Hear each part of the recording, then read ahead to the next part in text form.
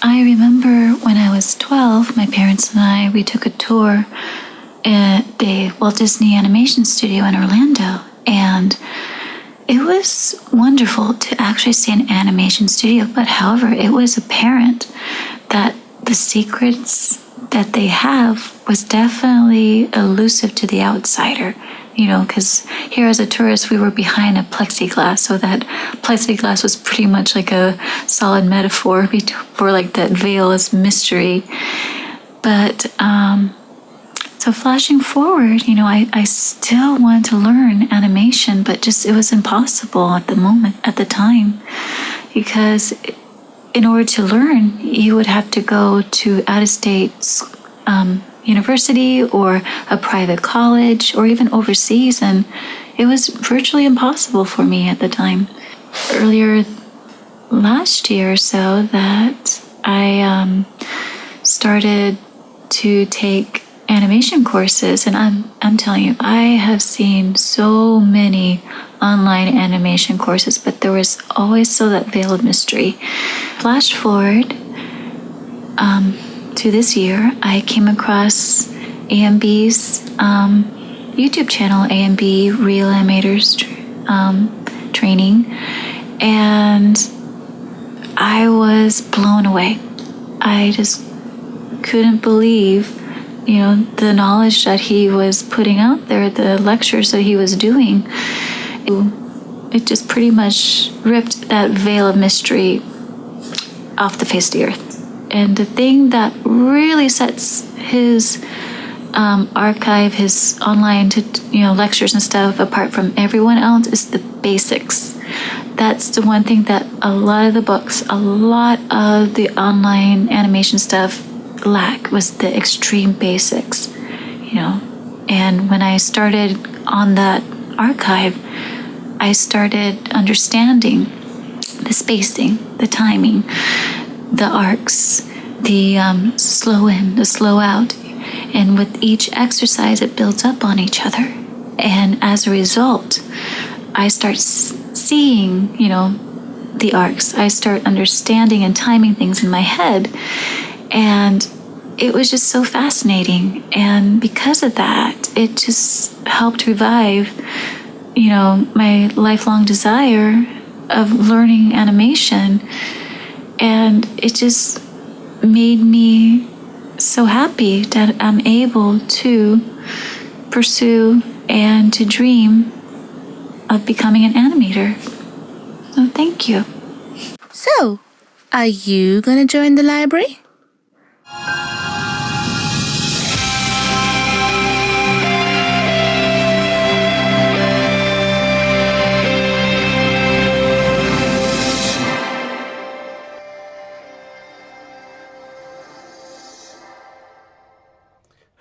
Hello and welcome once again to another edition of AMB Animation Livestream. Alright, so I'm going to be doing something really insightful today, because I've been learning a lot myself. As some of you know, I've been taking some time, doesn't matter how experienced you are, to always revisit and learn, focus and learn from the people who inspire you. And I'm doing a deep dive into one of the 9 old men, an animator called John Lounsbury. You may see on one of my streams, the last live stream I did, we covered his character from Lady and the Tramp. So I've been researching some Lounsbury stuff, lesser known Lounsbury stuff, and I found a scene that just blew me away.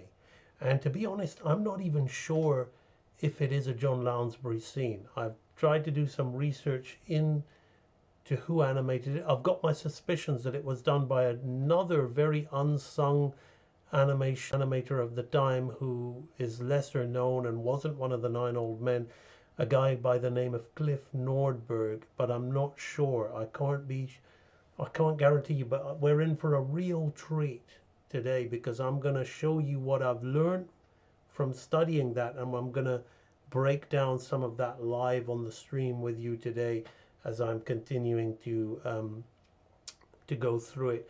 But I'm going to be unraveling something that's very important to, and I've always said that these are the most overlooked laws of animation, and they're kind of, I guess it's being exposed now with the generative AI. There's a lot of fear around generative AI, and it's understandable. I've been saying it for a long time, and I've made a lot of enemies when I started saying it, but don't shoot the messenger. I would always say, when I would be doing these live streams, talk about great cartoon animation and this comparing, saying that old school Disney animation was the highest of the high. If you can do that, you can do anything.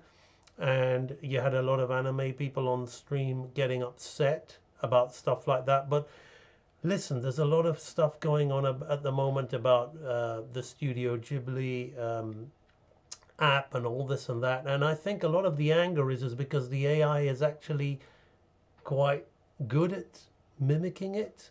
And a lot of people are feeling inadequate.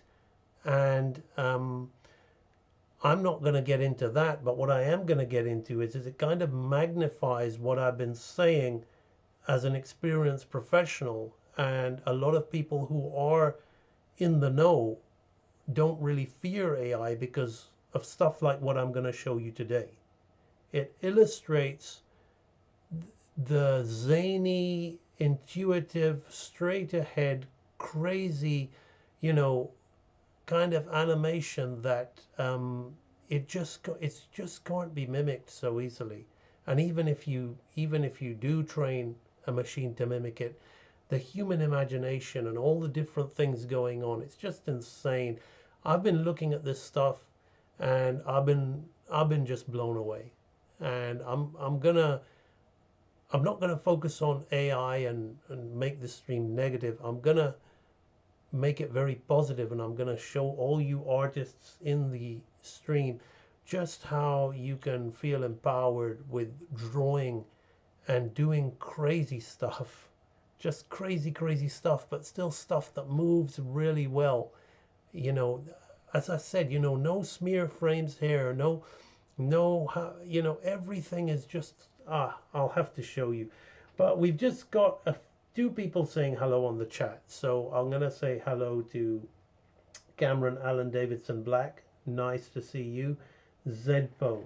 I didn't get to finish the intermediate archive on April as I hoped. Well, it's not a race, Zedpo. So it's not about finishing it. It's about understanding it.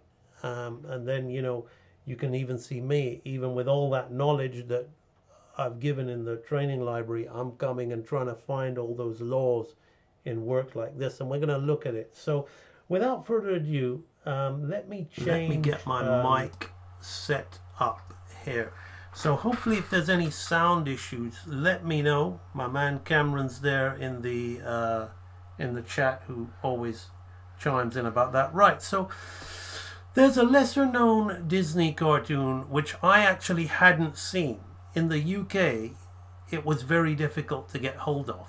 And I'd heard about it, read about it, never seen it. And it gets a lot of flack because of the amount of reuse in it. But I watched it on YouTube, and it's called Goliath the Second. And it was actually, doing some research, it was the first before 101 Dalmatians to use the Xerox technique. And this was made in 1960. Jungle Book was made in 1966. And they reused a lot of the stuff done in this in a big animation powerhouse like the Jungle Book, which is a much beloved movie. So Goliath the Second, exactly, Cameron, exactly. And it's such a sweet little movie. And there was a scene in there. Now, the reason I was watching Goliath the Second is because it was animated by the animation director was John Lounsbury, and I'm doing a deep dive into studying John Lounsbury's work. So I said, well, I could see a lot of things in there. Like I could see his wolf from Sword in the Stone. I could see a lot of the cartoon stuff that he did with the baby elephant. I could see a lot of those typical Lounsbury things, but there was one scene in there which just, I mean, you can go to AI now and type in any prompt you want and say a mouse wrestling with an elephant and just see what it gets you, right? And I tell you, I mean, who animates a mouse having a wrestling match with an elephant? Because the elephant was the size of a fingernail, an elephant's fingernail. It was a really crazy story. And anyway, I broke this down. So just look at the screen here. These are just the keys and the breakdowns. And I just saw this crazy stuff with this mouse getting on this elephant, boxing him in,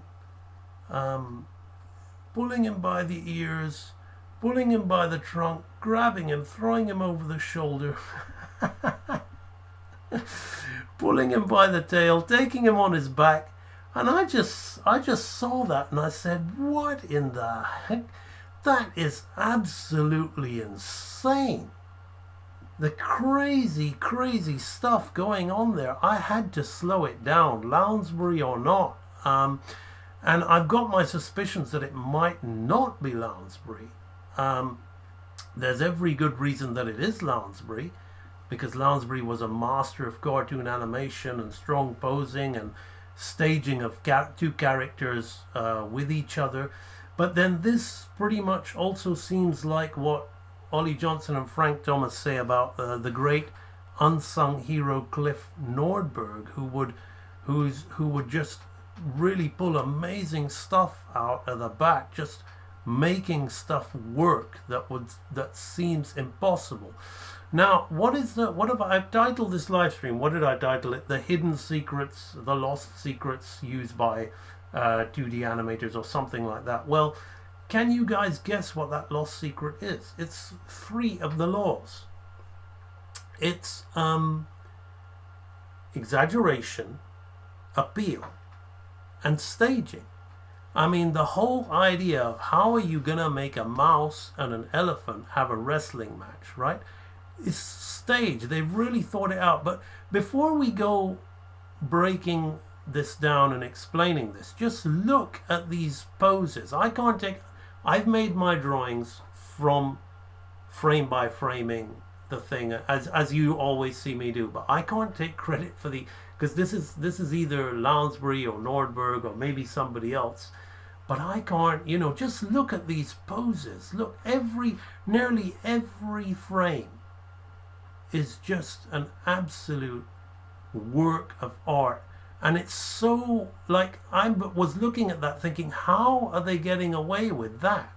The characters, the volumes change size intentionally. I talk about this in the advanced archive of the training library, about how we intentionally grow and shrink things to emphasize things. So they pick elements here where the elephant gets smaller, but you just don't notice. So here where he throws the elephant down, and then when he takes him on his back, the elephant gets smaller and the mouse gets bigger as he takes him on his back. But it just works, and you just go with it because everything is done with intention.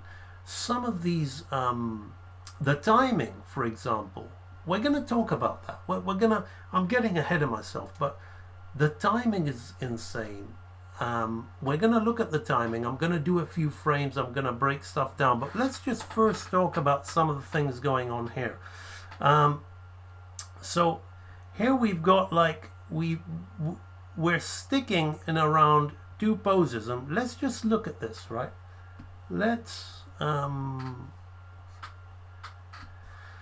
So everything exists in a triangle, right? So we're just going to kind of watch how we're able to get a lot of movement happening because of the silhouette. A lot of the things people forget about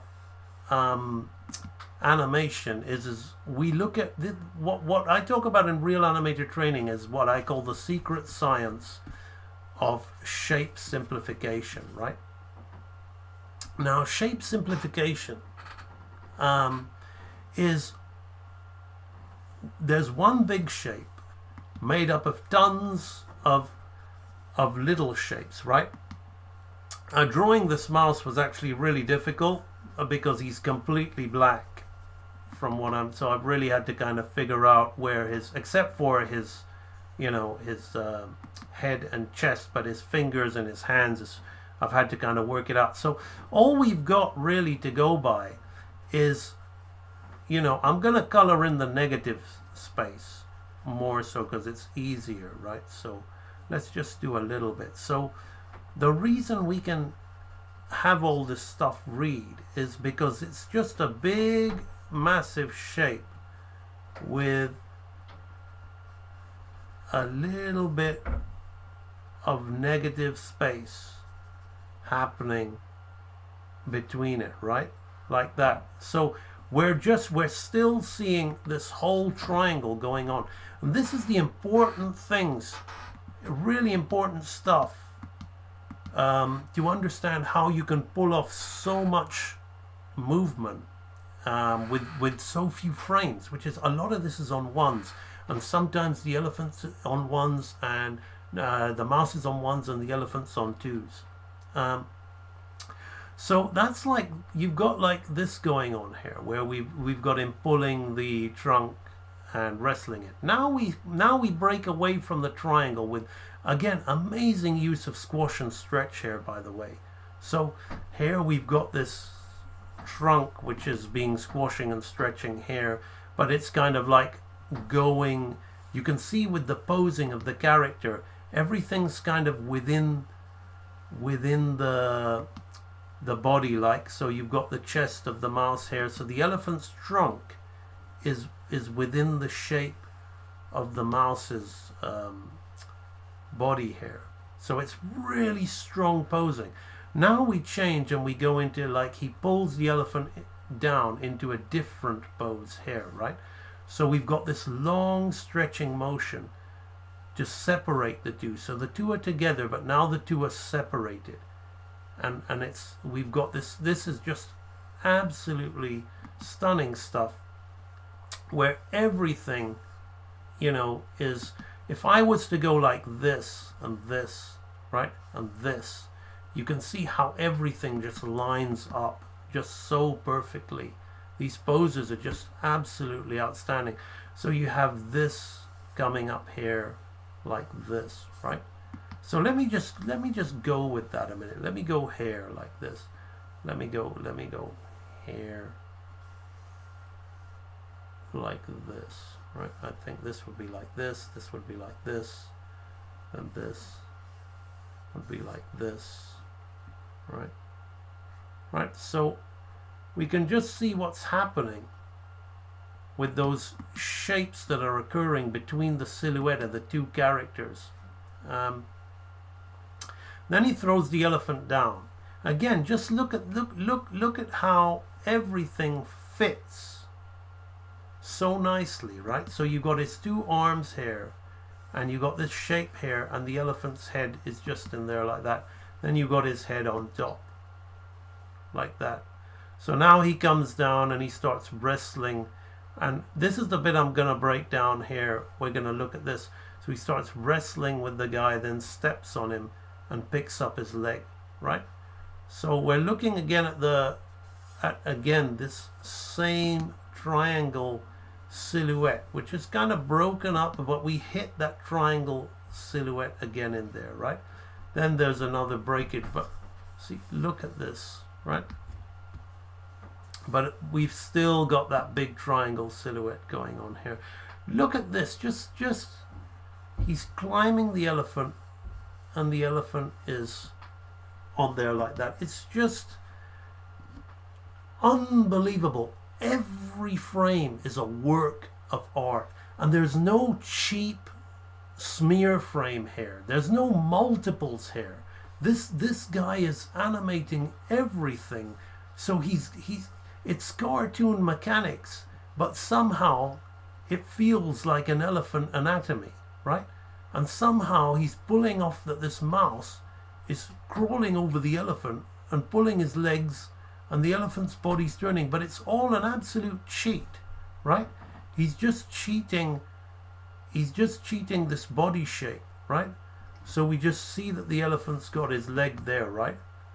Now we see the leg going here, right? So we've got this leg shape here, right? So we just keep watching that, right? And it just continues here, right? And then this one, he goes on his knee, right? Like this. Then we drop down, right? And we've got this clean shape in there, right? Which is just a reverse curve, right? So actually it's not even that, right? So we've got this here, right? And we've got this here, right? So we're looking at that shape, right? So we're looking at that, we're looking at that, we're looking at that. Can you see how it works so nicely, right? So how you can, with the silhouette, by fitting everything in a silhouette, you're just literally animating that curved line, right? So then he comes up here and he starts pulling the leg over. Again, the same thing, right? We've got one leg and now we're going to introduce the other leg. Just like that, boom, right? But then we see it moving, then this leg gets hidden away behind the other leg, which he is holding now, right?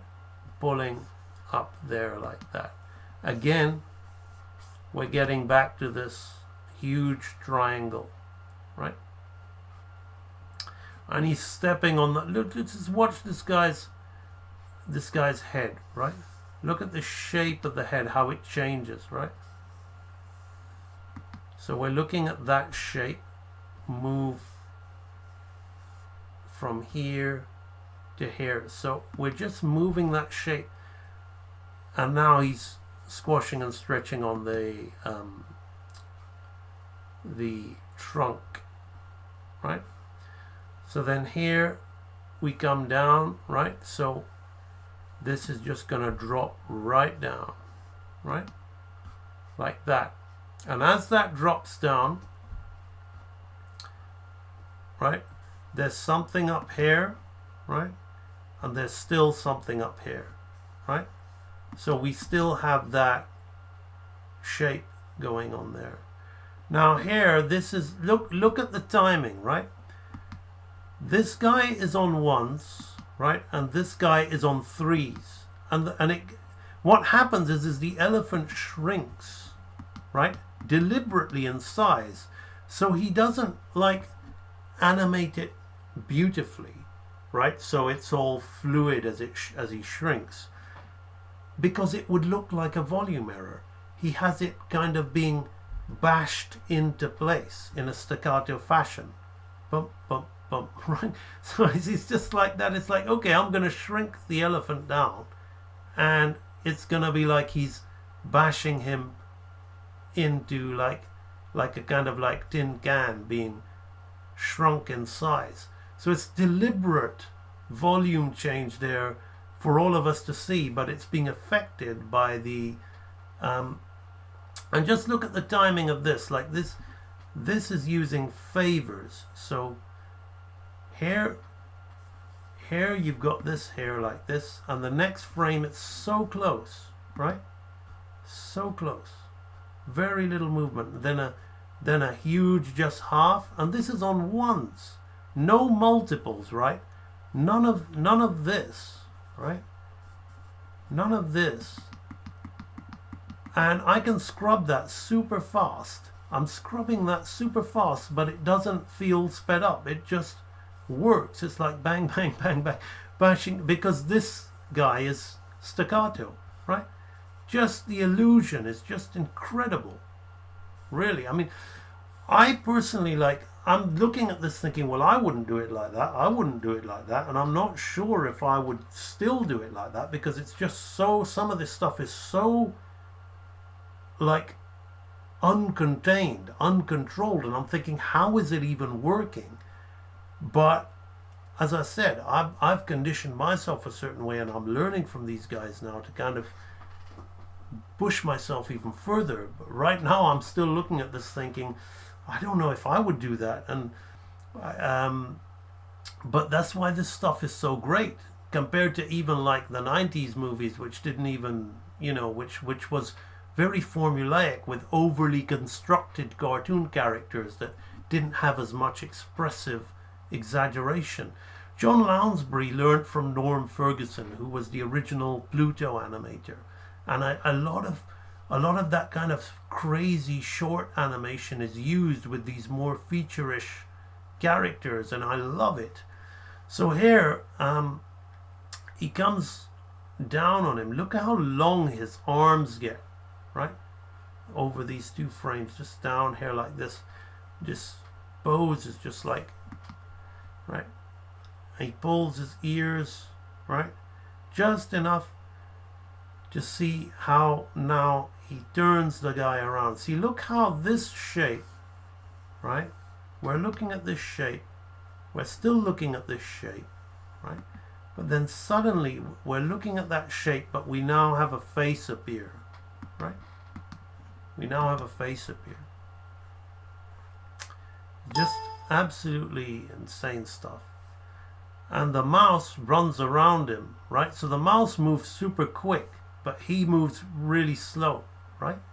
So there's an interchange, there's a like contrast in the movements of the characters. The mouse is moving very quickly throughout this scene, and the elephant he's just kind of reacting to what's being done to him. It's very, very slow. So here we have great squash and stretch, but again, nothing too it's cartoony, but it feels like these guys aren't rubber, you know?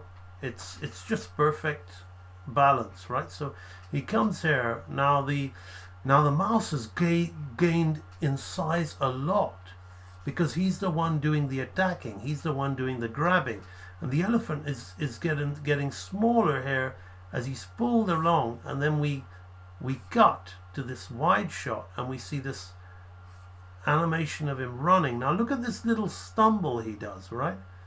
As the elephant, just look here, we've got negative space here, right? But then the elephant collides with him. Boom, right? And then that collision causes him to do a little skip like that. Boom.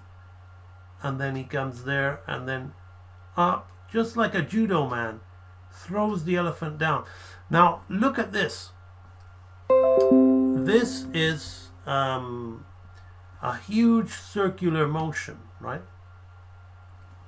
The arc here is insane, right? So he throws him down, making a circle, and this is in a lot of the classic shorts animation where you'd see Pluto's legs moving round in circles and things like that. But as if that's not enough, right? The elephant continues, he bounces and circles around, right? And this guy moves away to contrast like that.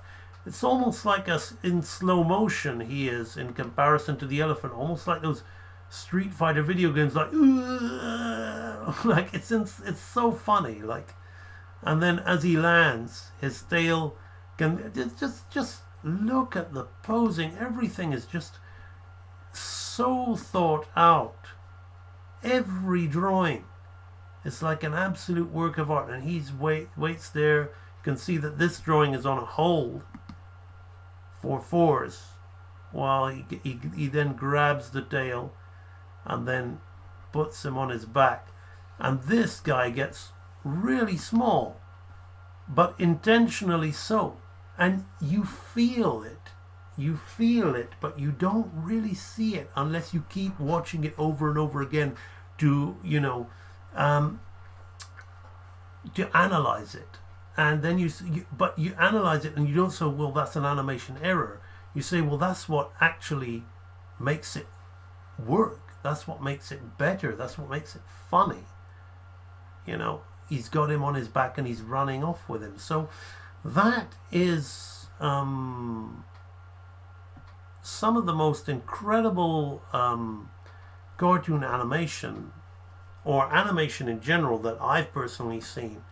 And I've decided to as you can see, make a really detailed study on that for my own benefit.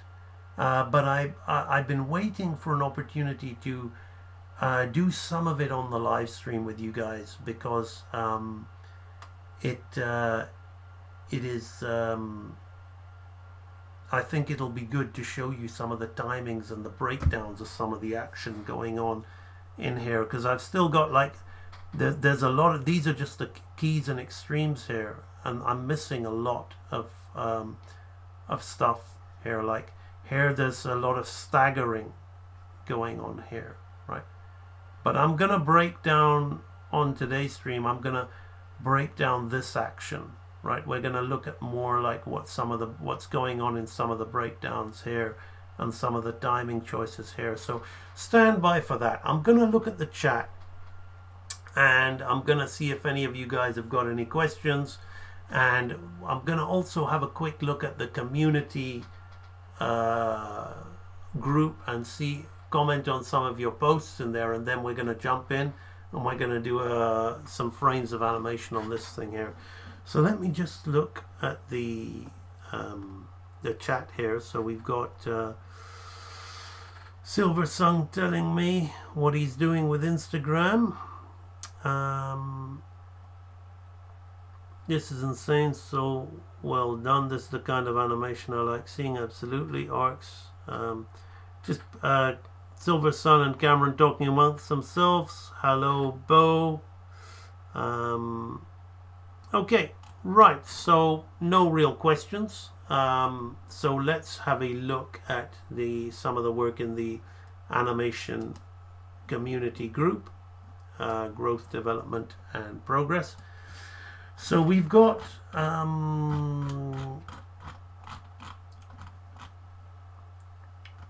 again here we're gonna start. I'm gonna start a little bit lower actually.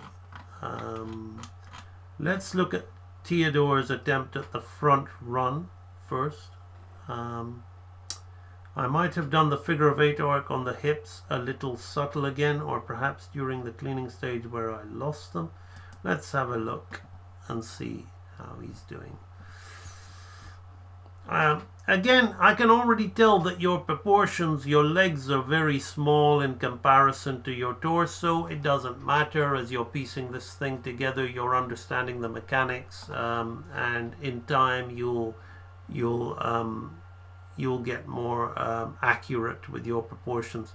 So let's have a look. Let's put this on loop. How do I...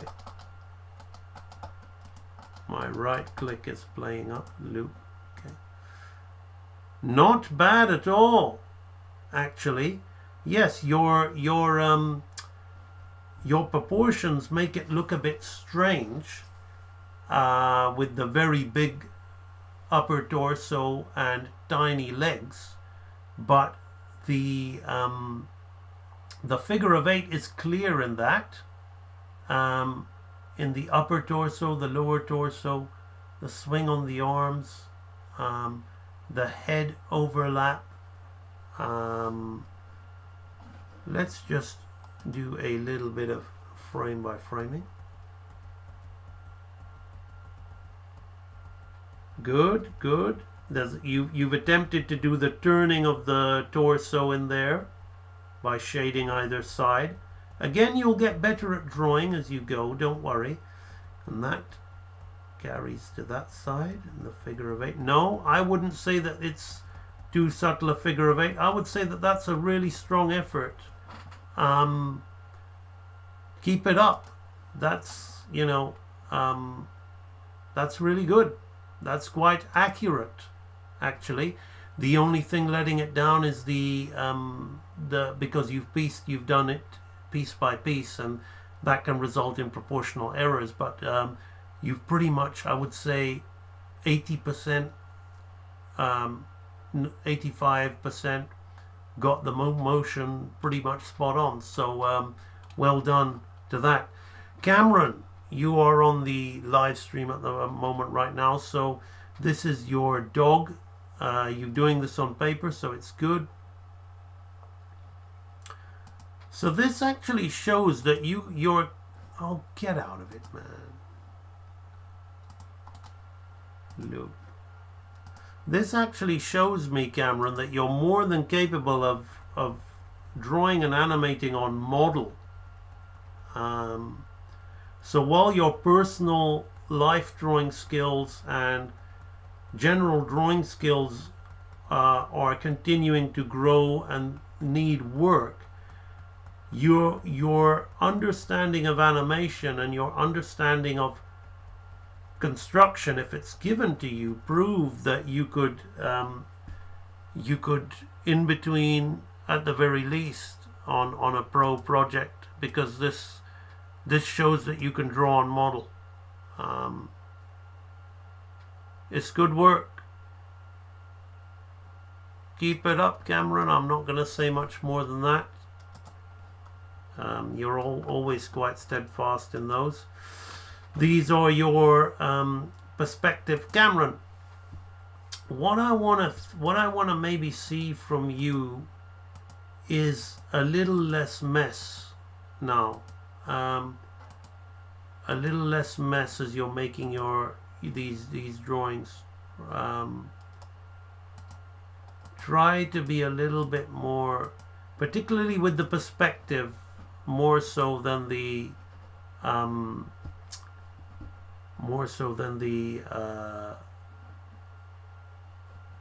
figurative stuff. Try to be a little bit more straight, with your vanishing points. Just really just develop that skill. A little trick you can do with your perspectives is, as you're making your cubes, you can start finding your halfways, right? Finding your third. So from that halfway line you can divide it into thirds, right, like this. Or coming on there, you can really start finding more halfway. So just always think about halving, and that way you can work in little details in your perspective drawing. Like, say I want to know where let me just very quickly add a frame here. Let's just say, right, that there's a perspective grid like this, right? And let's say that we've got, that would be more like that, something like that, right? Now let's say that I want to put an arch on top of this guy, right? So I would come here and I would draw the middle here like this, right? And I would maybe go up and I would have a triangle, right, in perspective there to make that, because I've got that middle point there like that, right? Now I would have from that middle, from there I could come up again, right? And I could then you could make another cube, right, like this, if you so desire, right?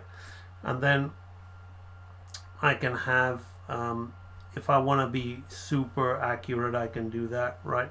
And then I can start making more kind of lines in here like this, right? But then I can start working the arch. I can eyeball it, right, like that. Not the best actually, but it's, if I make that shape like that, then that would be like that, right? So that would come along there, and then you would do the same on the other side. So I've got an arch along there, right, like this. Funnily enough, all of that kind of takes away the illusion of it. So if I do that, right, you can see it better like that, right? So those kind of things help you with that, right? And then in there you can do the same thing, right? You can have your window along the middle, right? I've got to remember I'm going on my vanishing point, so I'm kind of like making it up, right? So I can have a third along here like this, and then I can put again 1/3. I should have left that cube there, right? You can see where it gets kind of fiddly. You can eyeball it, but I would rather not eyeball it, because you're doing this to get more accurate, right? Then again here, say you can, so just play, Cameron, right? So you can find halfway points in here, and then from this halfway point I can then come out here like this, right? And I can come out here like this, right? And say that's there like that. Then you can make other whatever shape. So if you're designing buildings or looking at things, you can use that technique by making your halves, right, to find all those things in there, right? So that's a little tip for you to have a little quick play around with that. So what else have we got? Let's look with the mouse. We've got Herb Theo ball bouncing across the screen. As I said, I think a lot of this is really well done. I commented on here. There's nothing really to say. All of these are pretty accurate reconstructions of the exercises in the basics archive. But hopefully, right, not just to Herb Theo, who's done the exercises, what you're learning right now with these ball bounces is basically, if you look at this stuff that we're doing here, right? Look at his arms, right? They're just ball bounces, right? They're different. These are just balls bouncing. Everything, right? Even down to this guy, right? Where is it, right? I was just here, right? When he comes out of it and he goes here, right? Now look, watch his head, right? So his head is here, right? It's a ball bouncing, right? It comes down quick, right? And just like the squash and stretch, right? It squashes, although it stretches, but it actually means it's going to spend a bit more time down there.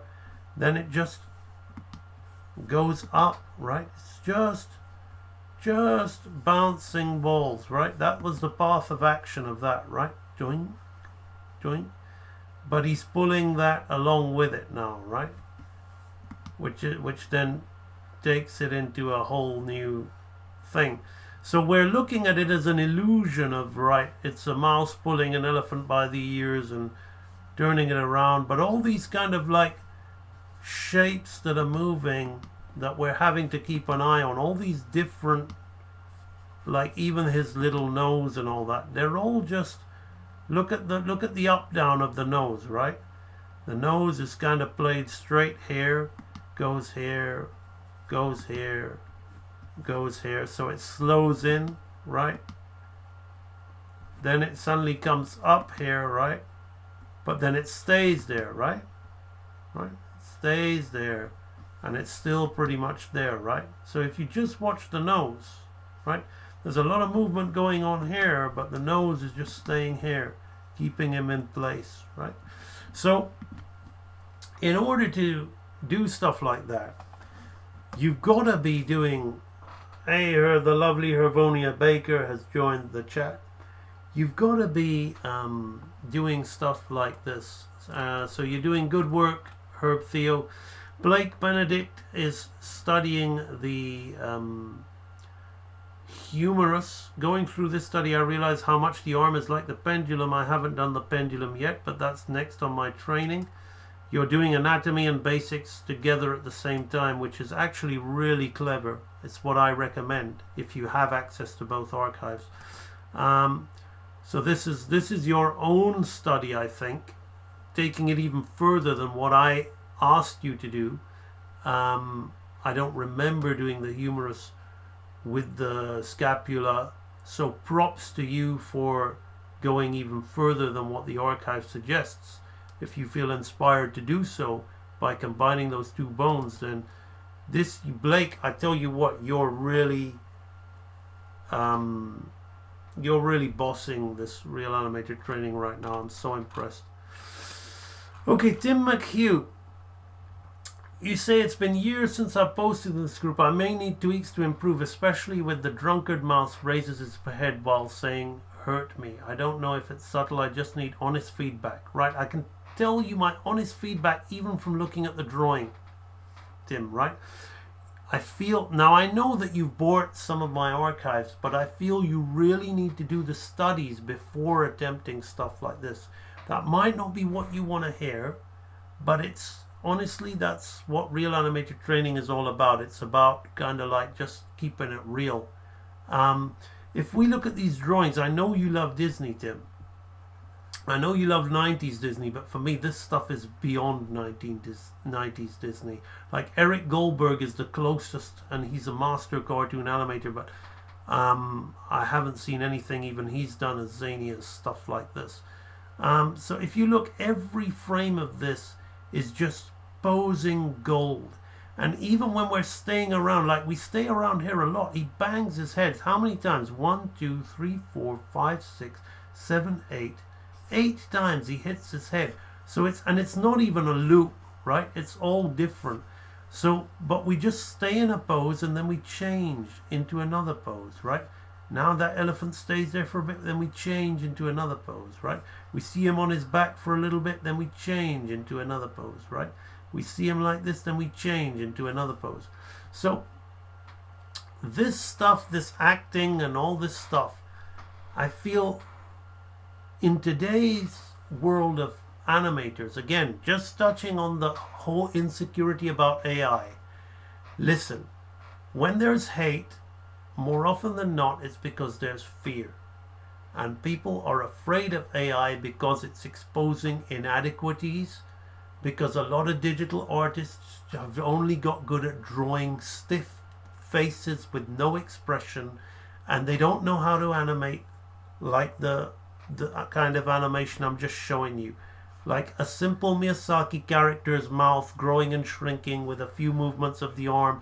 The anime fanboy can call it lifelike all he likes, but then don't cry about generative AI being able to do that, because it is not special.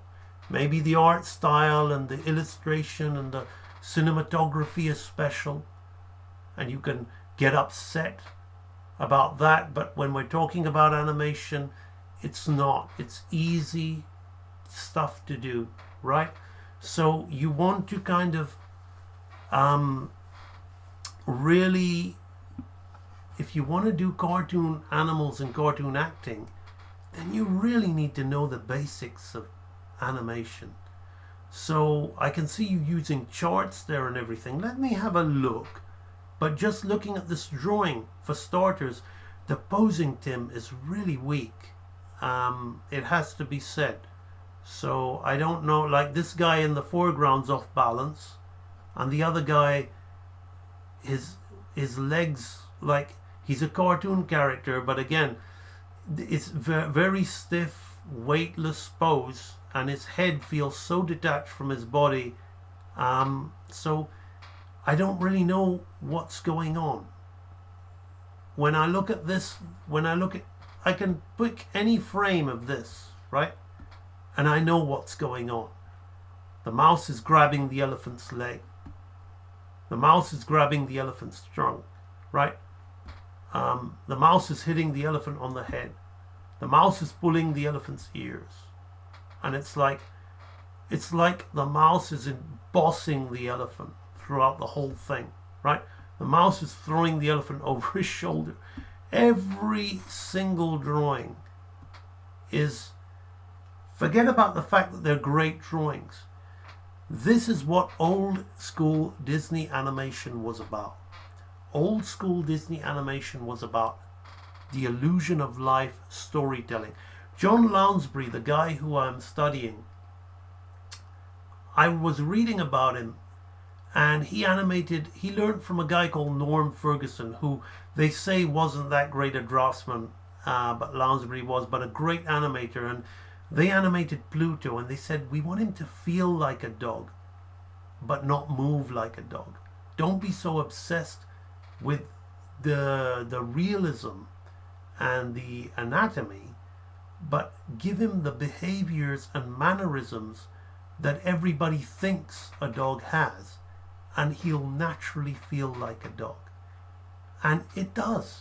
It just does. It's like, it's absolutely, that's why people fell in love with this weird sausage looking strange dog that was Pluto, because of everybody loves dogs, a lot of the population loves dogs, and it's caricatured movement. It's clear, it's definite, it's exaggerated, it's exaggeration and appeal, and it's staging. So if we look at your thumbnail here, which is part of your animation, there's no staging here from a point of view. It's one guy standing in front of another, could be a policeman, so I get that, well done. But it's almost like it could be a guy looking in the mirror, you know. Well, let's have a look. I've got to be careful about the dialogue, so I'm going to quickly listen to it once, and then I'm going to turn the noise down. Well, so what she did to me was even worse. She wanted to hurt me. Right. I remember the dialogue, but I'm gonna listen to it without the dialogue so I don't get in trouble.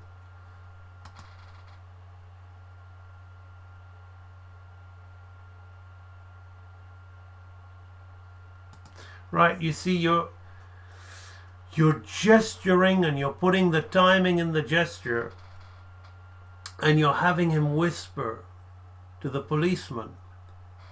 And it's actually not a bad piece of acting, but this illustrates that dialogue is not about lip sync, right?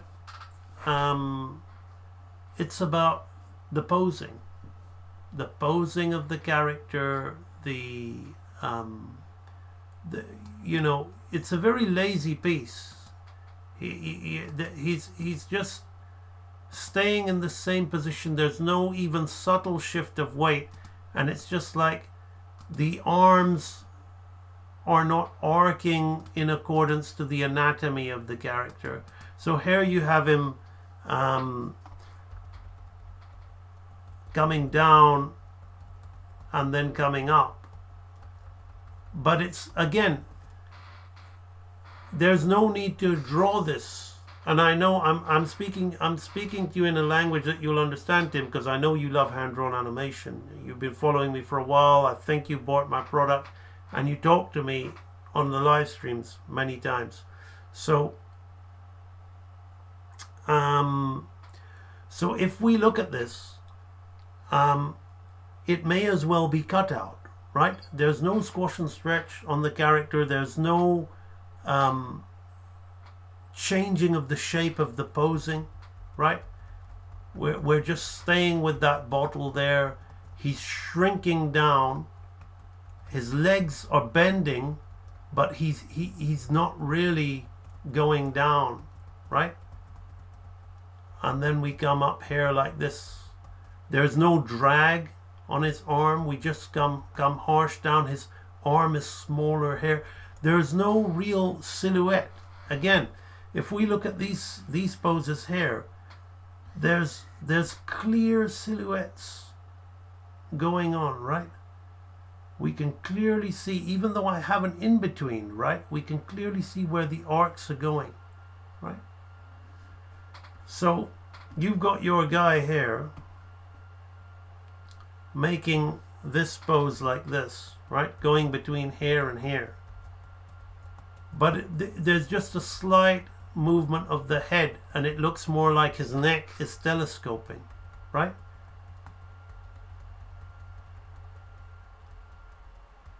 So his arm comes up in a circle, but it shrinks behind his head and his elbow.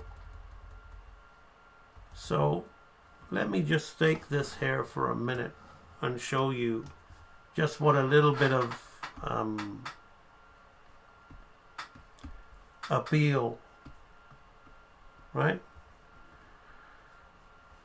So let's say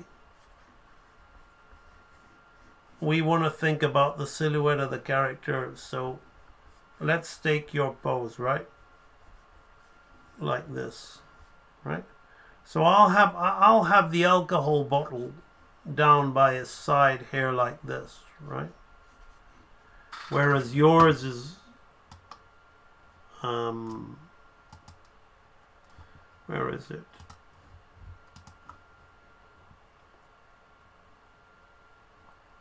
It's not about he needs more exaggeration. The poses are extremely unclear. There's no real arcing or movement between them. I think you're trying to do something. If this is you, Super Spurg, if this is you, Tim, I don't think you're Tim. Tim normally comes on with his normal name. So you're trying to do stuff that perhaps, you need to do a few more flower sack animations to really understand posing and appeal of character, because you're trying to do something which is a bit beyond your skill set at the moment, I think. So here the pose isn't reading. So let's just look at the pose at the very beginning. Yeah, the bottle is hidden, right? So let's start with that pose. Let's go back to that pose. Like this, right? So we want the bottle to read, right? And then you've got his head down, but I'm gonna have his head up, right? I'm not gonna go and draw something in, right? Maybe just a little bit, right? Just to kind of, right? So again, I'm thinking about having some body language going on here, right? So then you change his pose, right? Into this double take where his hand comes up, right, and his head is down, right? Which is, it's a nice idea, but while he's talking, before doing that, right, let's just first let's first do what you've got here, right? Let's have him come down on himself, right? Right, so I want to make a clear change right here like this. So I'm going to make a clear change in the silhouette. I'm going to bring his head down, right? Right, as you have done.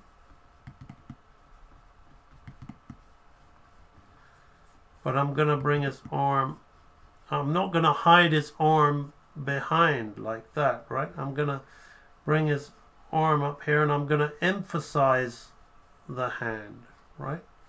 I'm going to emphasize that hand that you're wanting to emphasize here, right? You want to do acting, you want to have appeal, and you want to have posing going on, right? So we want things to be clear and read. We want to see the change. So if we look here, we see the change in you see how you get from this to this? It doesn't even really feel like it arcs right. He just kind of shrinks and telescopes into position, right? Whereas with this, right, if I'm going to go into this, I'm going to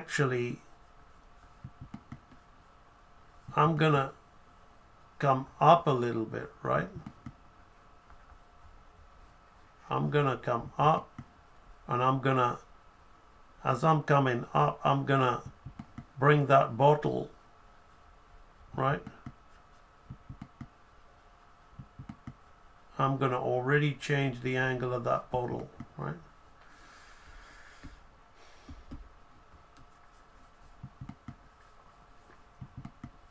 And I'm going to think about bringing his head in like this, right? Right? And then I'm going to, if I'm going to do that, I'm going to already start acting with my hand to see what I'll be doing with the hand. Maybe I want to make a rather than just arc that hand up, I'm going to bring the hand in and out, right?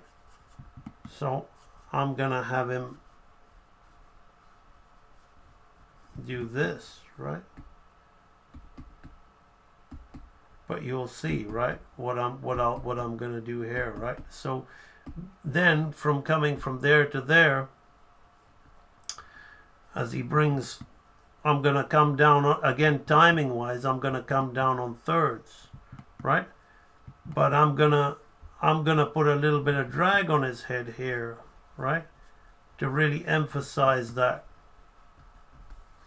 personality, right? So we're going to see a little bit of turn in his head here, right? So we're changing the arc. We're making it a lot more interesting, right? So as we're going to be coming down here like this, right? Then this arm can be just coming up on a half, right? So I'm going to then think about keeping the elbow bent, right? Keeping the elbow bent and the hand in like this, right? Right, like that. So that way we have a lot more interesting. Then what does he do, right? Then what does he do, right? Oopsie. He gestures down and looks up. Again, we just telescope out of it, right? So we don't even, you're being rough, but like you should be being rough like this, Tim, right? Because then you can really play with the expression without, you know, you're not even really, you're drawing a face, but the face looks like you haven't really worked at it hard enough. So you're planning it out, right? So if you're scribbling, then scribble and get character in the body, right? So then let's say that we come up here. So I'm gonna push this pose, like I'm gonna he's a drunkard, so he's not gonna be completely off balance, right? But I'm gonna have him like this, right? Down here like that, right?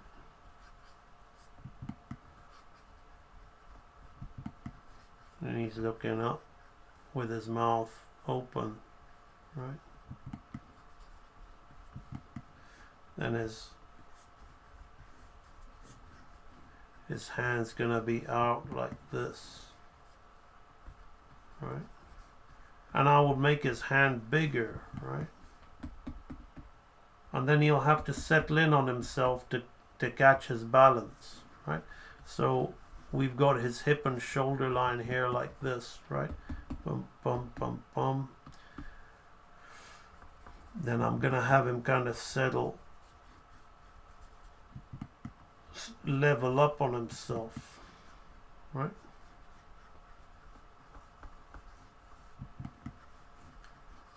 Where his head will kind of maybe bring his head a little bit more in, level it up, right? Then we'll bring his elbow in, but keep his hand down, right?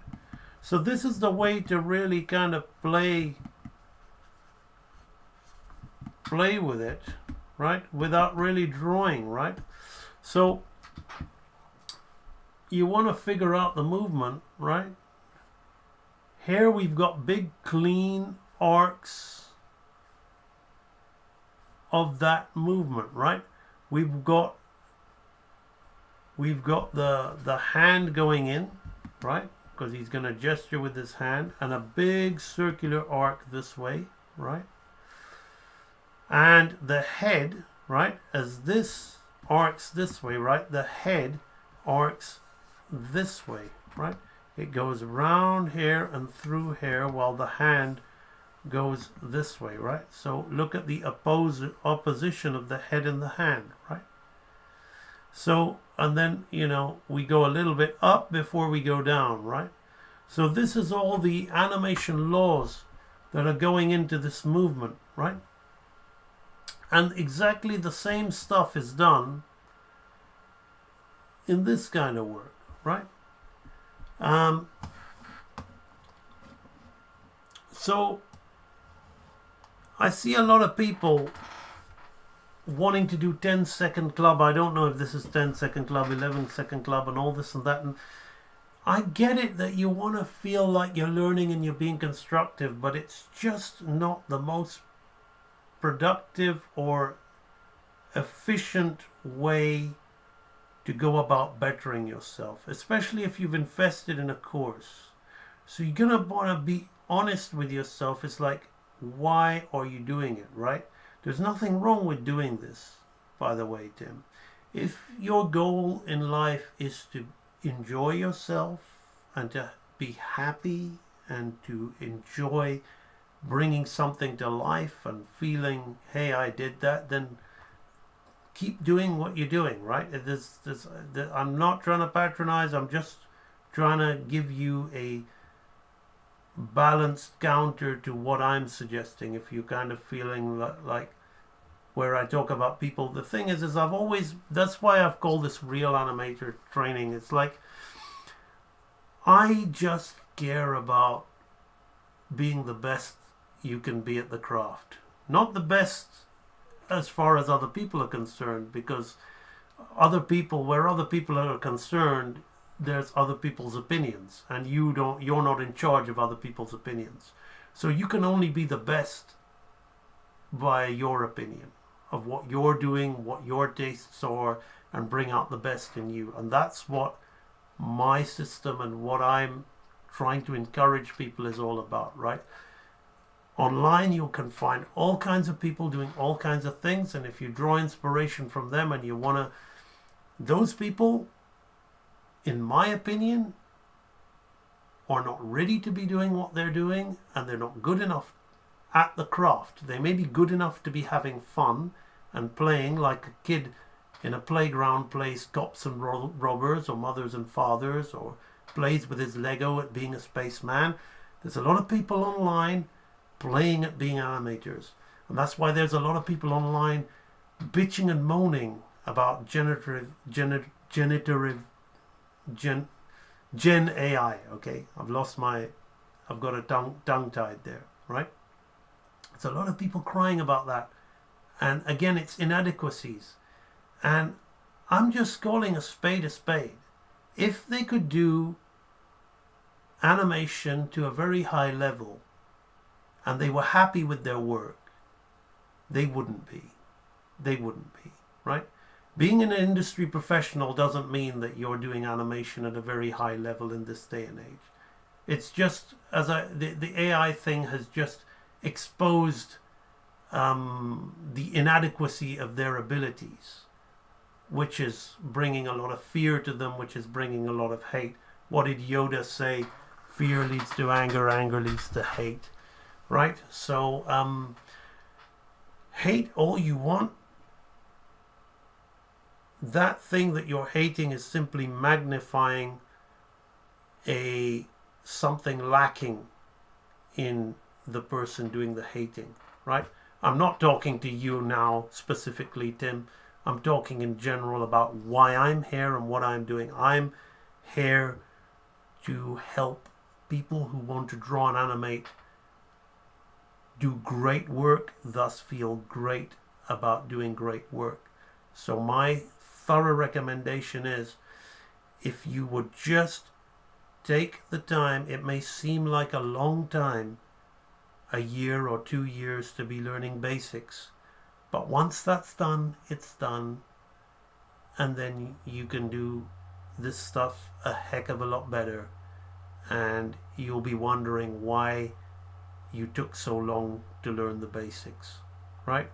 I really want the best for you, Tim, because I know you're a supporter of my channel.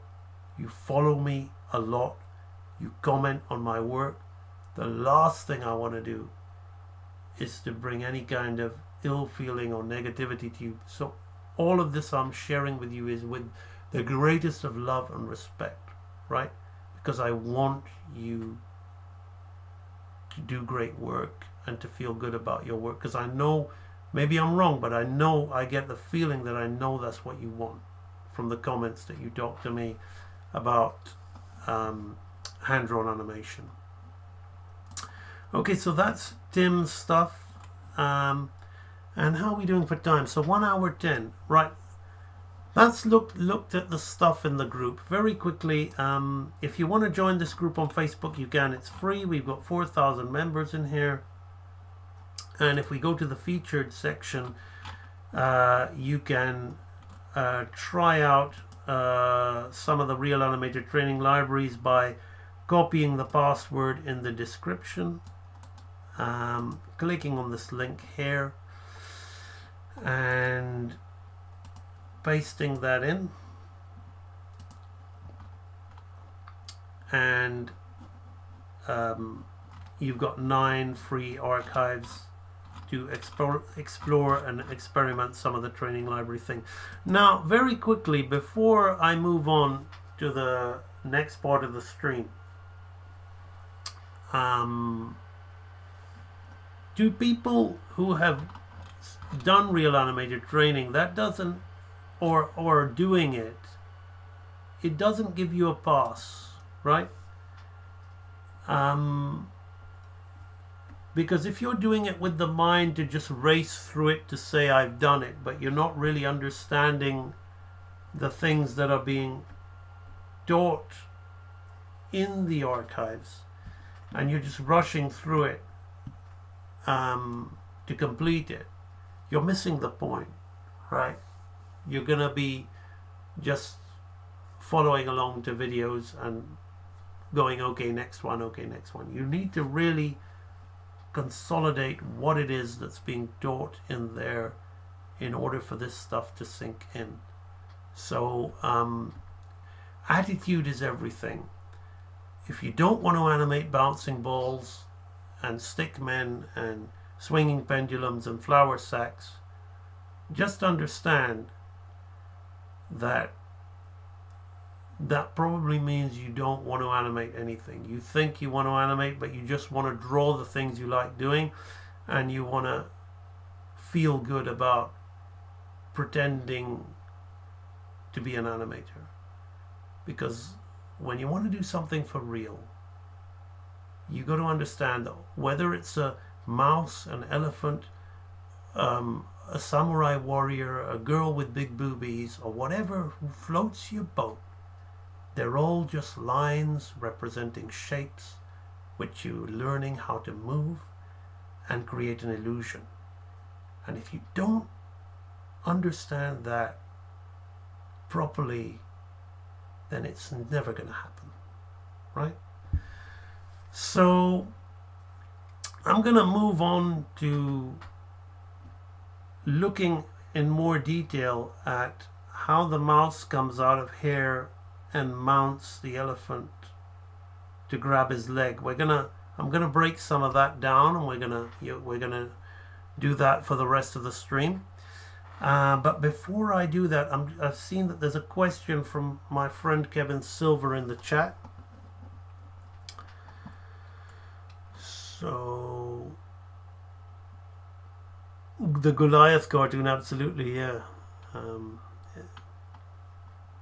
I have a question. When rewriting a story to better fit your goals, how do you do that while staying true to the core of that story? What do you mean by better fit your goals? You'll have to elaborate on that, Kevin Silver. Rewriting the story,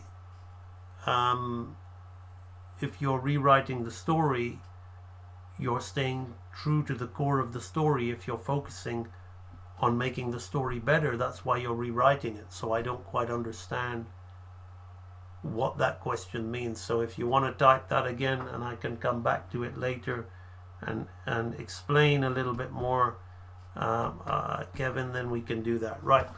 Okay, so TikTok is full of amateur cause. Yeah, well, it's not just TikTok, it's the whole animation industry today. Digital artists, I think, are feeling very inadequate. You know, the people who always like to talk about software and who just learned to draw bland faces but learned how to color with gradients and create a professional looking anime thing, because they love anime, and there's nothing wrong with loving anime. I'm not happy to see all these people in pain, but it's just I've been warning about this for a long time, and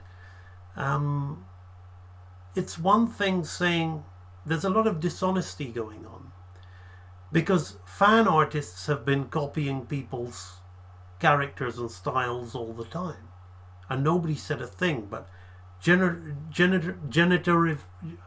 Gen AI, I don't know why I can't say that word. It is basically doing what fan arts people are doing, but much better and much quicker and much more effective. And the people who are the one-trick ponies, who never really learned to draw properly with a paper and pencil, never really learned how to draw, just got in the habit of learning one thing with their digital artists and wanted to call themselves artists, have subconscious inadequacies which are being exposed. And they're now trying to have outrage that it's about disrespecting Miyazaki's style and stealing people's art. Maybe there's some of that in there, but if they were honest about the real reason that they were angry, and I can't speak for all of them, but this is just my gut feeling, the real reason they're angry is because they're feeling very inadequate. And they're looking for anything to get angry at but their inadequacy, because of that fear of appearing weak. Oh, it's not that it's to do with me, it's because they're copying Miyazaki, and that's disrespectful to Miyazaki. There are so many fan artists who have been doing it all the time. Where was the outrage? Where anybody who has used Photoshop and used the font tool and just casually made a poster has not thought about the typographer or the graphic designer or the people who used to do text. They had careers. People who used to do poster art, those amazing 1980s posters, those 50s film posters. The letterer and the artist were two different people. There were so many artists, specialists, whose jobs went just like that by people fiddling around with AI. That's what Photoshop always was. AI is nothing new. And nobody cared. I've lived through it with hand-drawn animation. All of these people who couldn't be bothered to learn to draw and animate properly suddenly were given an opportunity, and the hand-drawn animators were shoved to one side, and they were happy. They didn't care. So it's not like, it's just a simple law of karma. That's what happens. But if you're experienced enough and you're secure enough in your art, it's not just me, a lot of my professional friends who have my similar skills to me, they don't give a shit because they don't affiliate with these people but because there's a lot of people living on social who draw in the style of digital, Illustrator. I'll draw half a face and mirror it and make that face, and I'll gradient color. Sorry, mate. There's two options. three options. First option, give up. Second option, change your career. Third option, realize that you actually love art and learn how to do it properly. Okay? Instead of bitching and whining and moaning. Right? That's what real animator training has always been about. And I've always been saying this.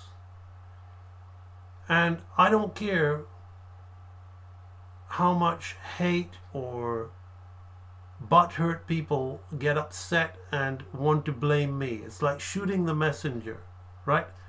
Because when I said, been saying this when I started building my library 7 years ago, and nobody liked what I was saying.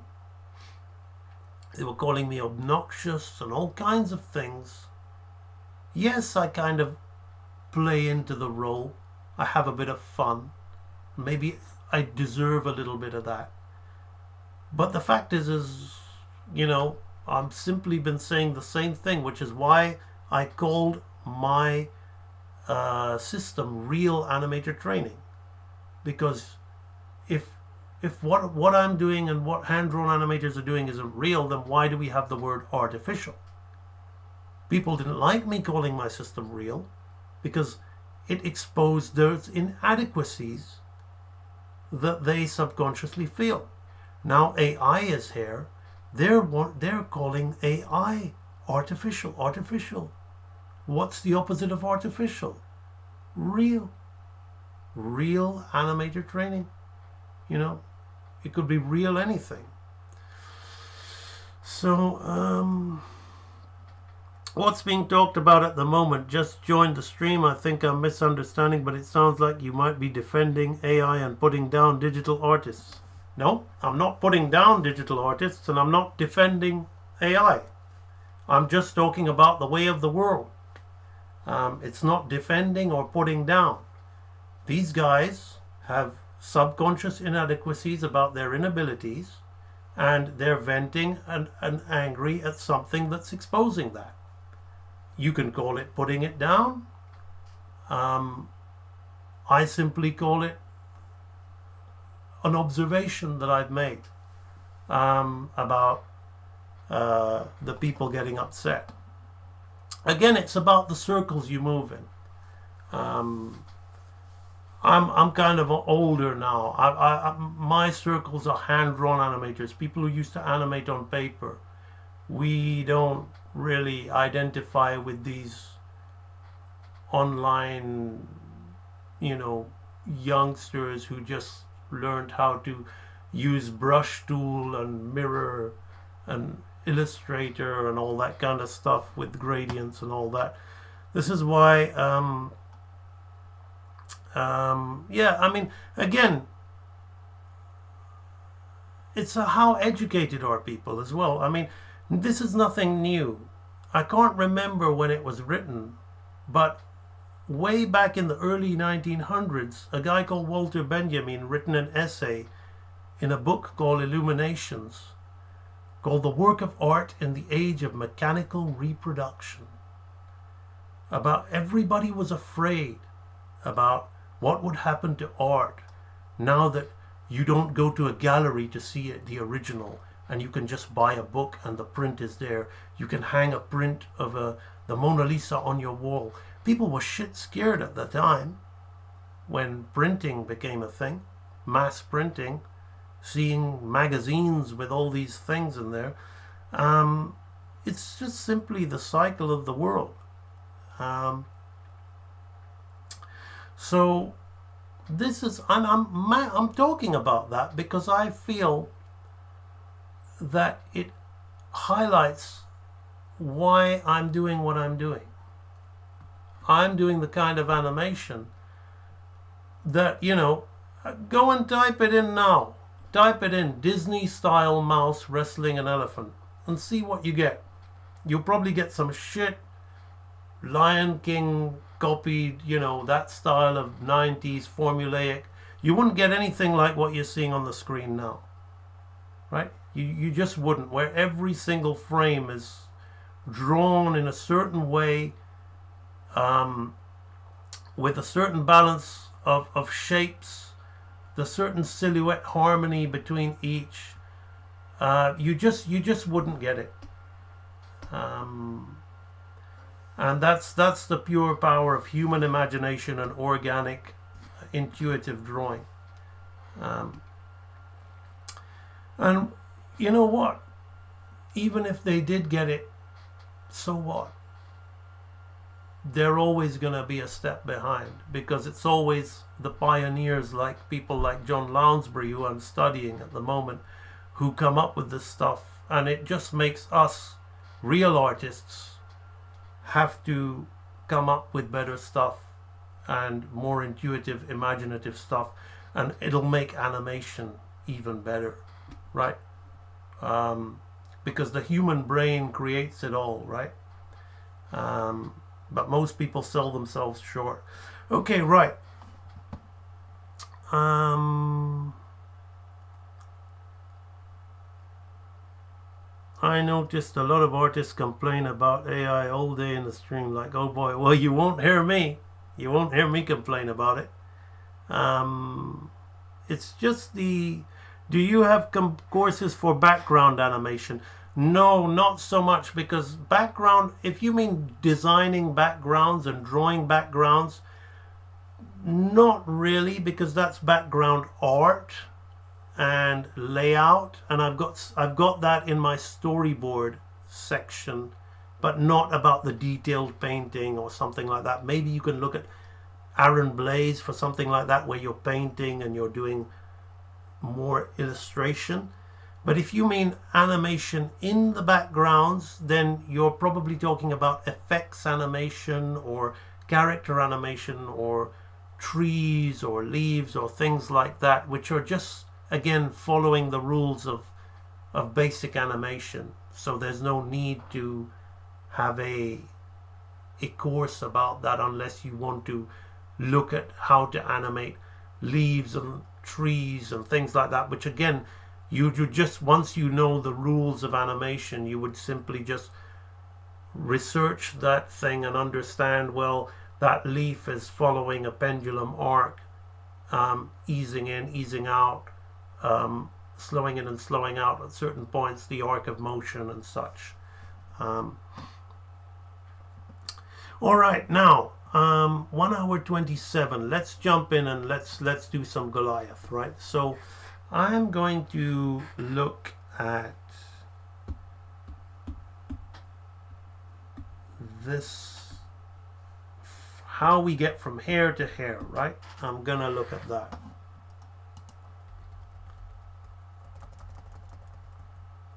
Okay. Okay, so that's so we come out on thirds with a big sweeping arc. Okay, so I'm gonna do the second third first, right? So I'm gonna look at that.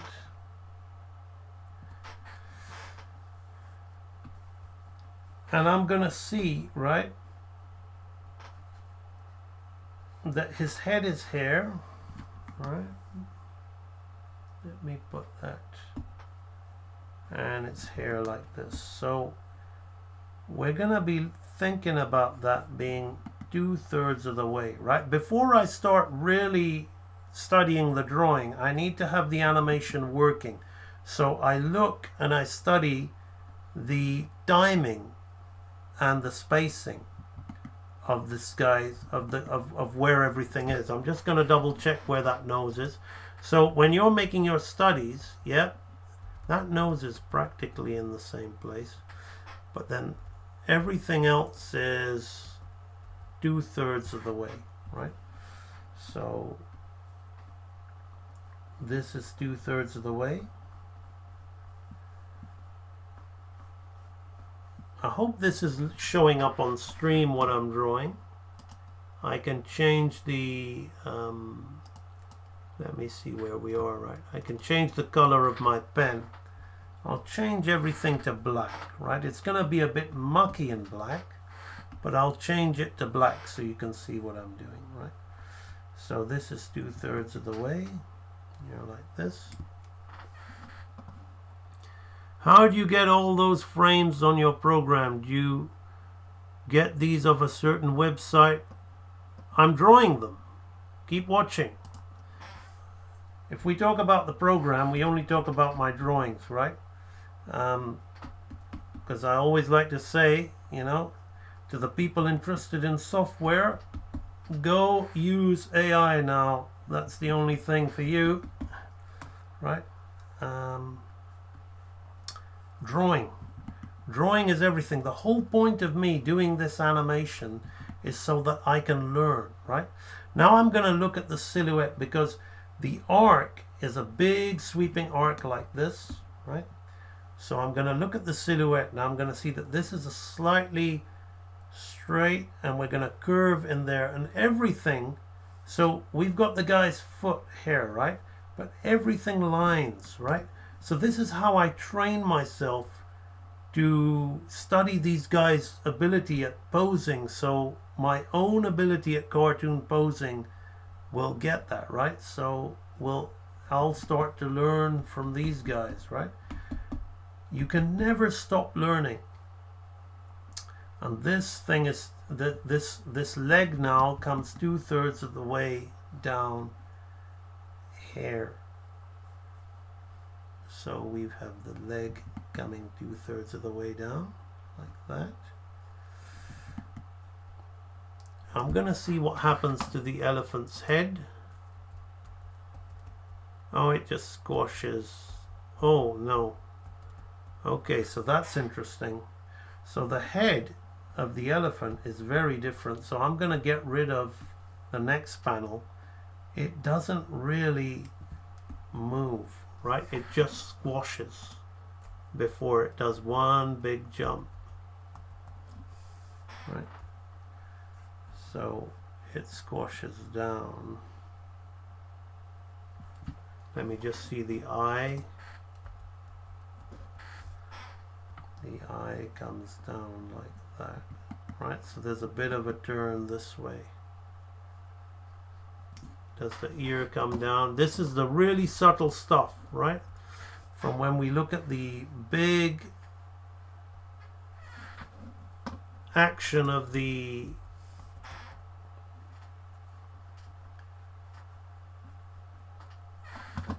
rat, right? So that comes up, and I think the body pretty much stays where it is. No, it comes out a bit. Let's see what happens to the body. Yeah, the body comes out. We'll have that coming out on 1/3, not 2/3. And I think that arm stays where it is. Because what I'm doing right now is I'm doing a breakdown frame, right? So it goes like that. Now I'm going to see what's going on with the tail. The tail is just straight there like that. Okay. So that's that. Now I'm going to start drawing this in, right? So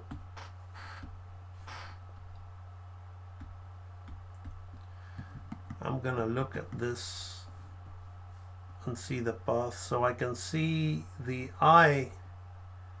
The eyes are literally just the eye shape like this. Then we rest that in there like that. See, this also will really work your hand-eye coordination skills, because being able to study from someone's animation by eyeballing it, which is actually, I'll tell you something which was absolutely a huge honor and a compliment to me. The last animation I did like this study of John Lounsbury, I mean, on Facebook, I don't know if some of you guys know who John Musker is. John Musker is the guy who co-directed Aladdin,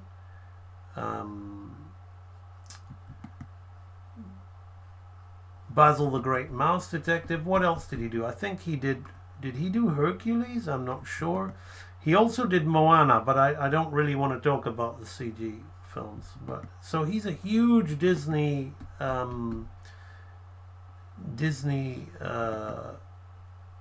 director, right? He's retired now, but he dropped a comment on my sharing of that John Lounsbury thing, and he thought that I had the original roughs and I drew over them. He said, "Are these your draw-overs?"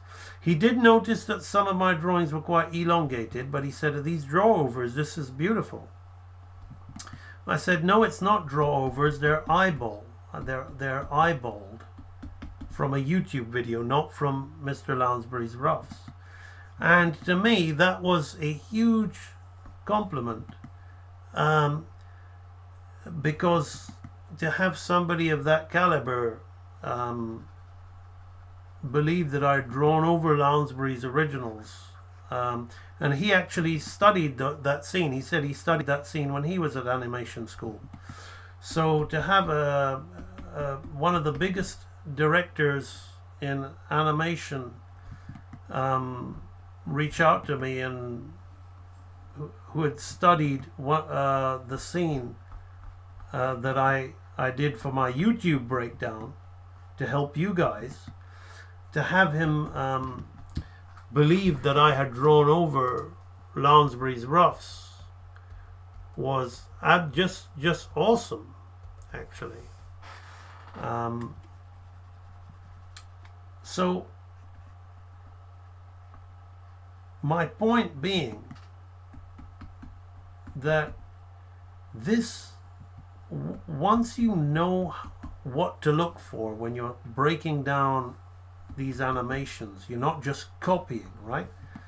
Because this, again, in a way, I'm doing what generative AI does, right?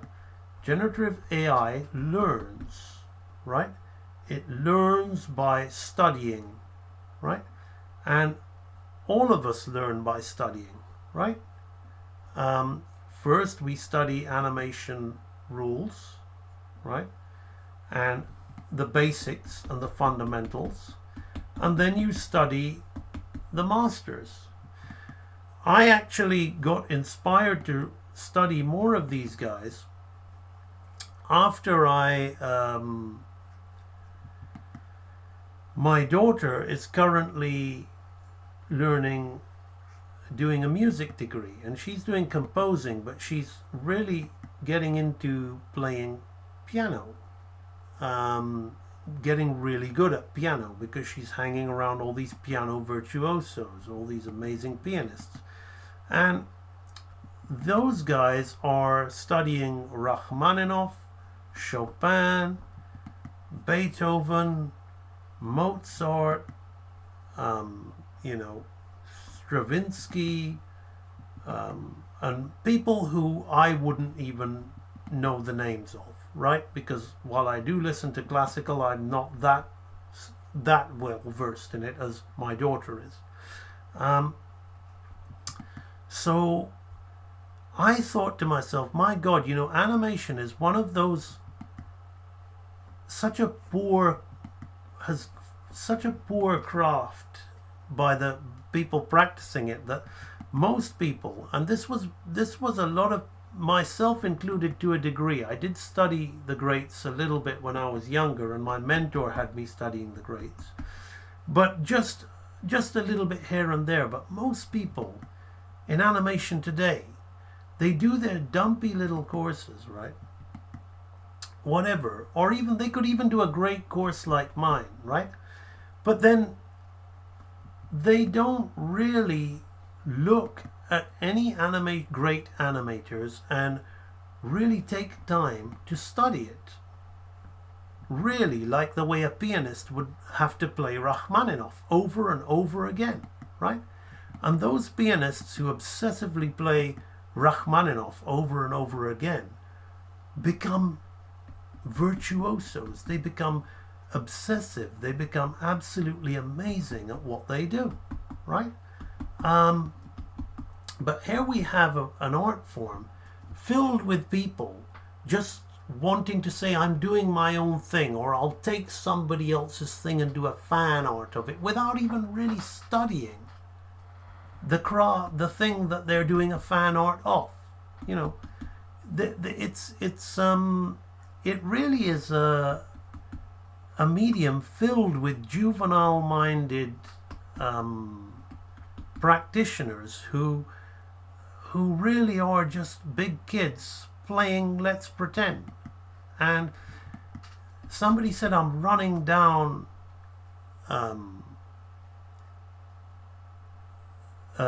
digital artists, but I'm not. You see, the thing is, I was in the industry at a time when it was people drew on paper, and a lot of people love to talk about how great Richard Williams is, and he was great. And I never knew him personally, but his studio was based in England, and I've worked with a lot of people who worked closely with Richard Williams. And like all artists, real artists, he was, just like Milk Cow, extremely strong opinionated, and arguably quite difficult to get on with. And very, very harsh when it came to talking about people's work.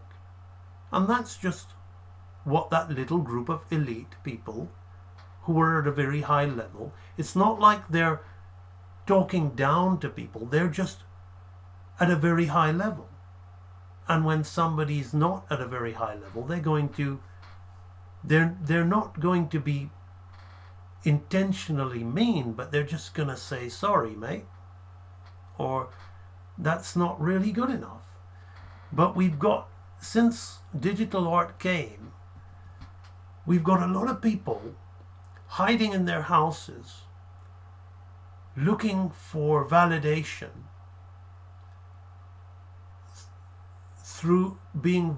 while having very little fundamental skill or ability, and literally made of glass.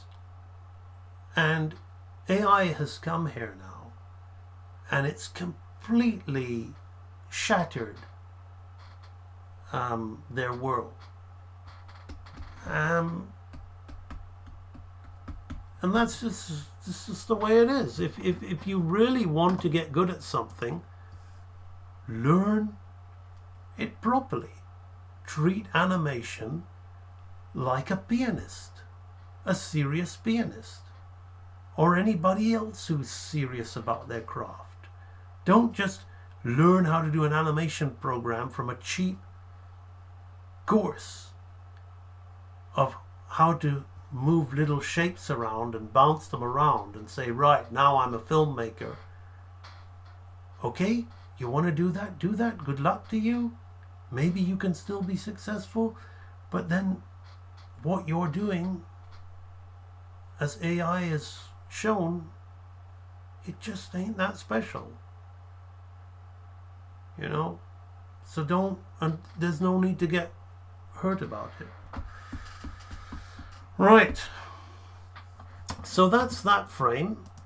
So now we're going to do the other one, which is on the first third, which is halfway between, right?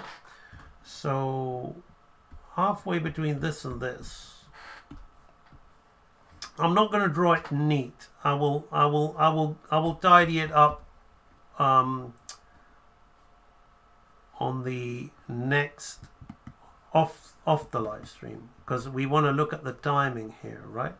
So this one is going to be, see, this one I will look less at the original, because it's going to be, it can only go between the gaps here, but I will keep a lookout in case there's anything So anything that I have missed, right? So this is going to be now halfway there. So I'm going to be flipping more this shape, right?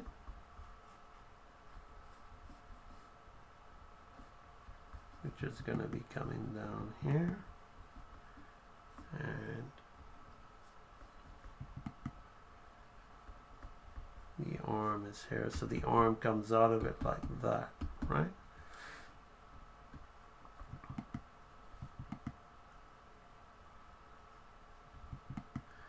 And this simply is halved down like that. The elephant head I'm not going to focus so much on. I will focus more on the rat. The foot is planted down.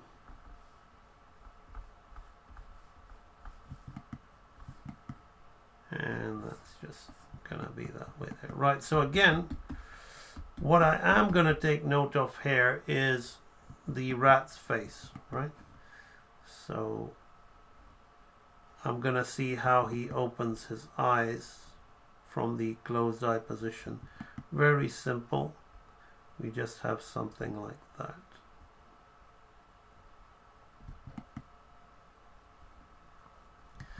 But even the what I'm learning as I'm doing this is the way everything is fitting inside. You can see the mouse design is very similar to Cinderella, the kind of abstract mice that Lounsbury did in Cinderella. We see like that, right? So now I'm going to focus on the upper torso and the elephants. Yeah, all of this is kind of exact. I'm kind of good with that. We don't see the hand there. And the nails, we just have 1, 2, 3, like that. So that drops down there like that. So let's take a little look at that.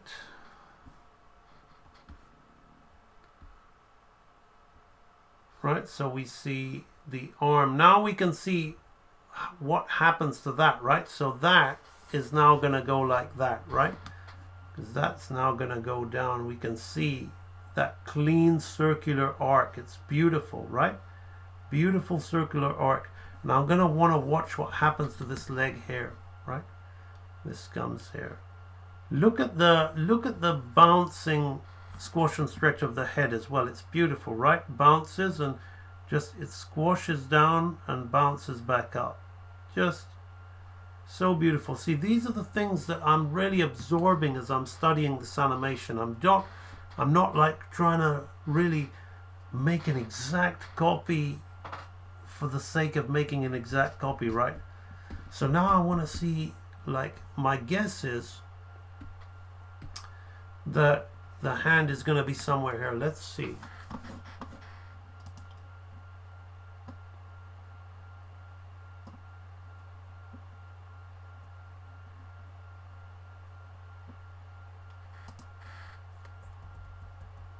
Okay, so we now have, okay, so that's just 1/3 of the way away, and the elephant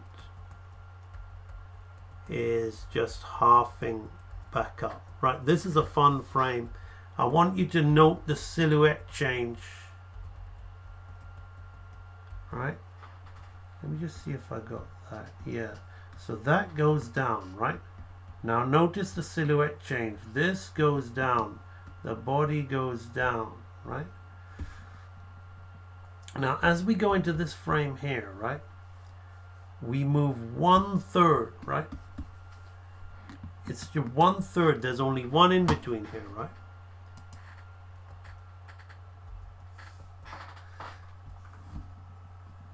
And that, so you got the hand here and the hand here. So we want to go 1/3 of the way, right?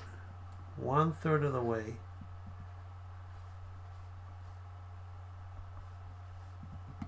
like this. This is incredible, right? I'm just gonna watch the arc of the head. I don't know, is it just gonna go straight like that? See, I'm always watching for arcs when I'm doing this. I'm not trying to draw. Oh, no, no, that's incredible, right? The head is on a favor, right? So the head, what's the angle of the nose?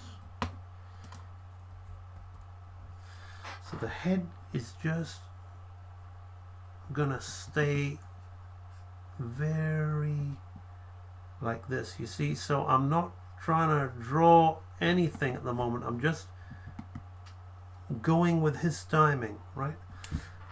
What about the body of the arm on the elephant? Again, that's a favor. So this is a favor this way, right? So notice how this is 1/3 of the way, right? This is just what we call a favor. Look how close it is and how close this arm is. Now we have a big change in the body, right? I have the body, right? I'm going to have the leg here. I'm going to see if that leg's attached to the floor. Actually, you see, there's so much going on here. I'm going to put it in there. I wouldn't do this, right? He's changed the foot position. He's made him grow bigger. But see, in my mind, that's an error. But I'm going to go with it because, you know, I'm not here to fix these guys' work. I'm here to learn from these guys' work, right? And there ain't nothing to fix if it works the way it works, right? It's so nice, right? Right, so I'm gonna have to figure out this.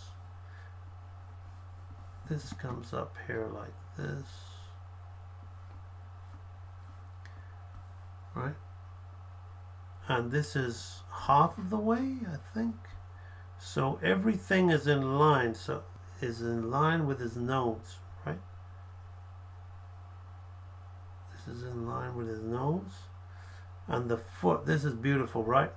So this is in line with his eye line, right? Up here like this. And this, watch this, right? This is a straight line here like this, like a square. But you see how it all fits in there, right? Just like that. Boom, boom. Now you see, what we're seeing is we're seeing this shape, and we're keeping this shape here, and then we're seeing this in the silhouette here like this, right? And we're seeing this shape come up and move like that, right? So this is going to go around here. This arm I've got slightly too exaggerated. It's a little bit off. And my head is a little bit. So we've got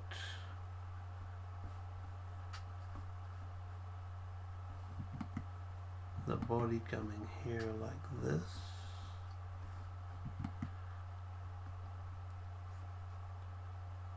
All of this is here. So the ear, I just want to see if the ear is moving in a straight line.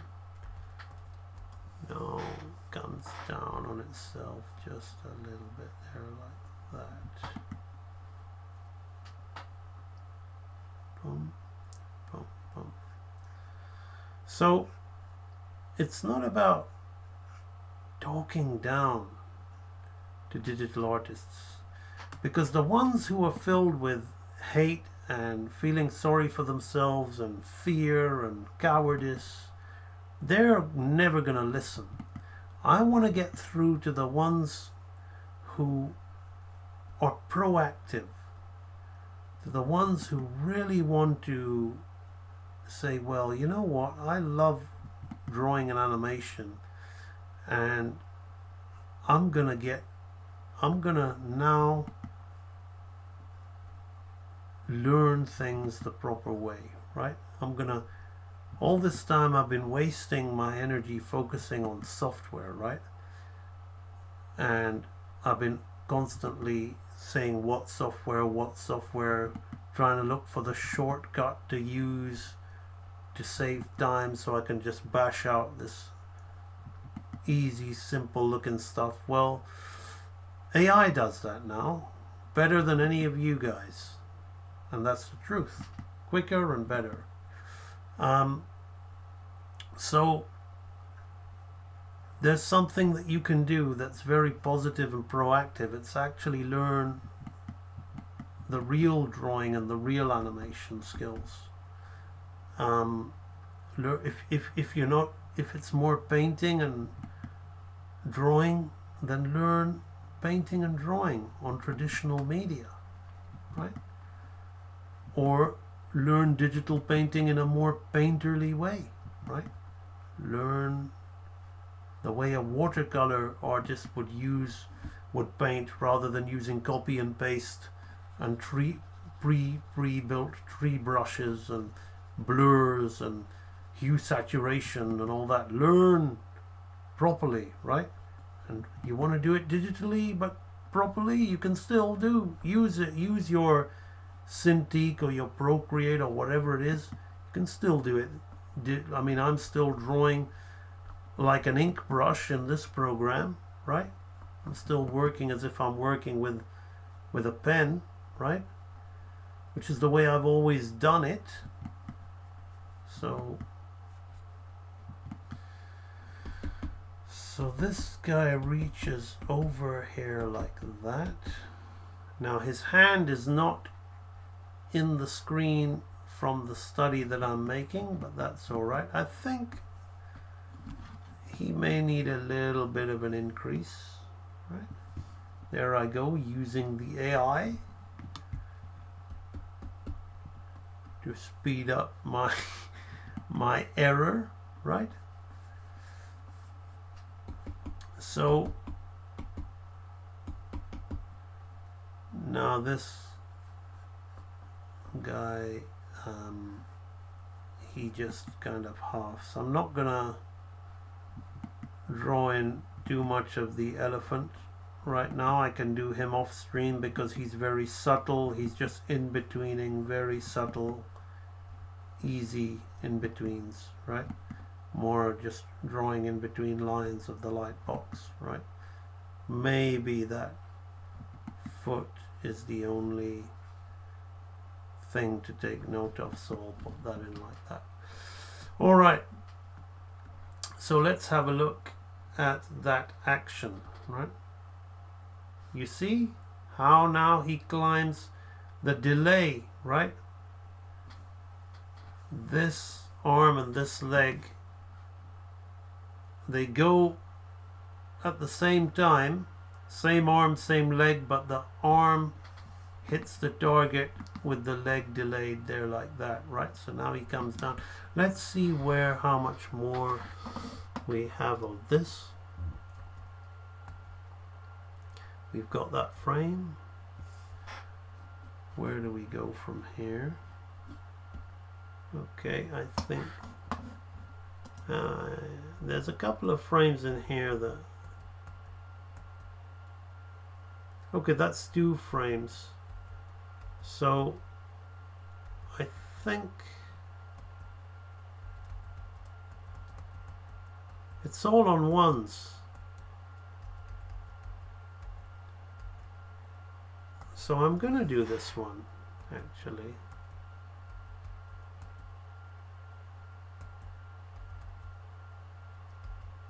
So that's on thirds again. But obviously, is the head on thirds? Yeah, the head's on thirds. And that's how I'll figure it out. Okay. So, between here and here, right? Again, this head is gonna come back on itself, but I'll figure it out because it's on thirds, right? So, I'm treating it like a bouncing ball, right? So here's this one here, here's this one here, and I'm treating this head, which is 1/3 of the way, like a bouncing ball. He's actually got the nose still down, right? There, like that. The ears still up. So I'm having a look at the angle of that head, right? Now this leg again, right? You got that there, right? This is like bouncing ball stuff, right? So again, we're going to have that one. It feels like a half, but it's actually 1/3 of the way, right? So we're going to put that 1/3 of the way, right?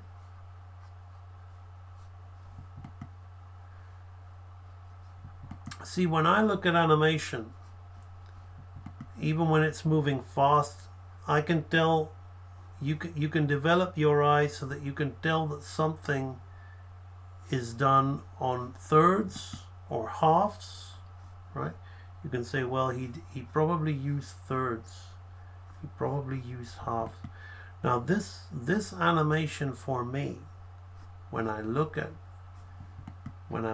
at it, I'm thinking that, I'm guessing that the way this was animated is they used to have people like Bill Pete, the story man, and the gag people who would come up with amazing story sketches, and probably some really fun poses were thought up by the gag men, that then they thought, oh, he could pull him by the trunk and he could so they did kind of work out in a pose to pose way, but not the whole thing, right? Just some iconic parts of it, like pulling of the trunk and carrying him on the back and judo throwing him over with the trunk. Maybe that was given to the animator by the storyman, but then the animator in turn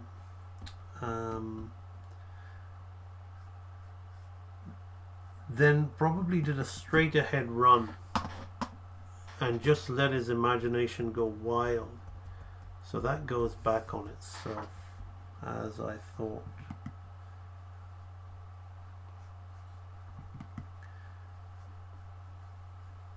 And this comes around the back here like that.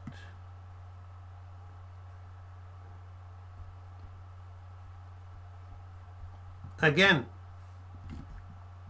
you want to see everything as a straight line with a bit of negative space between it.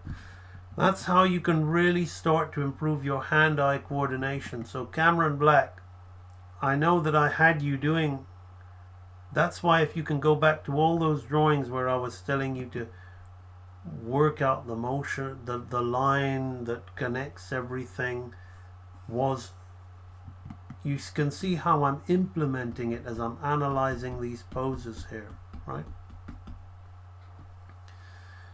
So that's this hand, this leg is down now, right? I've got to look at the elephant before I decide to make any choices on that. I hardly see cartoon 2D animators stream online, only anime people.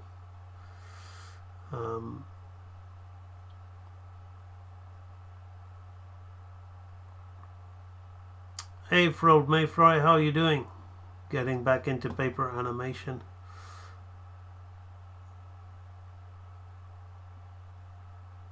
Oh well, there you go. No, nobody will really be banned on my streams unless they're being trolling and filling the chat with spam.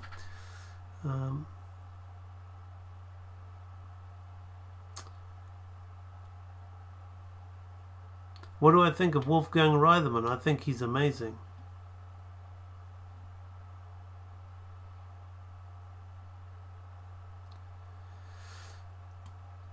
It's interesting. I miss it too, but the studios tend to recycle frames from old animation. Or is it about budget? Well, here's the thing. I'm not sticking up for studios that recycle frames from old animation, but it's actually, I mean, if you look at all the samey acting in all these shitty Pixar films, they may as well recycle it. I mean, I feel sorry for the people on LinkedIn sharing their process where they're acting out in live action and then wasting all that time animating something that just looks so generic and like every other character acts, you know. And they themselves are acting in that way. So let me just come on the chat for a minute and change my screen, right? So I'll see an animator acting and suddenly they'll get into character, but they're getting into every animated character. They'll bring their shoulders in, they'll hunch, and they'll start to do this, and then they'll kind of like do this with their arm and do this with their head, and then and I'm just thinking, why are you even referencing yourself? That shit is in every CG film, and it's the same old every character. There's no different personalities. Very, very few, unless it's an octopus, like in Finding Dory, where he's an octopus and he's has to move differently, and he's great. By the way, I thought that animation was great. I didn't like the film, but the octopus was really well animated, because he had to be an octopus. But every character, they'll go like, and they'll look cynical, and they'll raise an eyebrow, and they'll wiggle their head, and they'll shrug their shoulders, and everybody will have an attitude problem. I just think to myself, what a waste of time. So I get the people that are moaning at Disney for recycling animation. I'm not defending that. It is cheap. But you know what? At least you're recycling some of the best animation ever done by the legends. And it's so good, I don't mind seeing it again. But what's the point of paying somebody to just move the same old shit the same old way? You know? All I can say is in that case, AI can do it a lot better and a lot faster.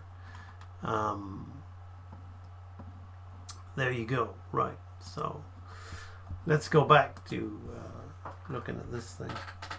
And again,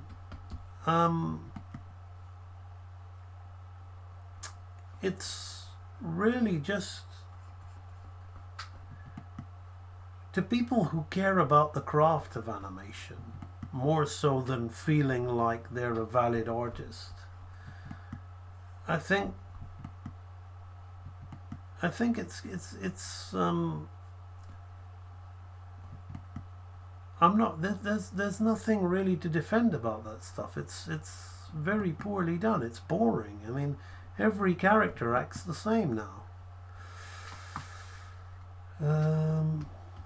Okay, so that's interesting. So his eyes move there, so that eye moves down there, and that eye moves up there, like that. Boom. So that head's on 2/3 of the way. I'm going to have to look at that ear off screen. The elephant's a lot more subtle, so I'm mapping out the movements right now.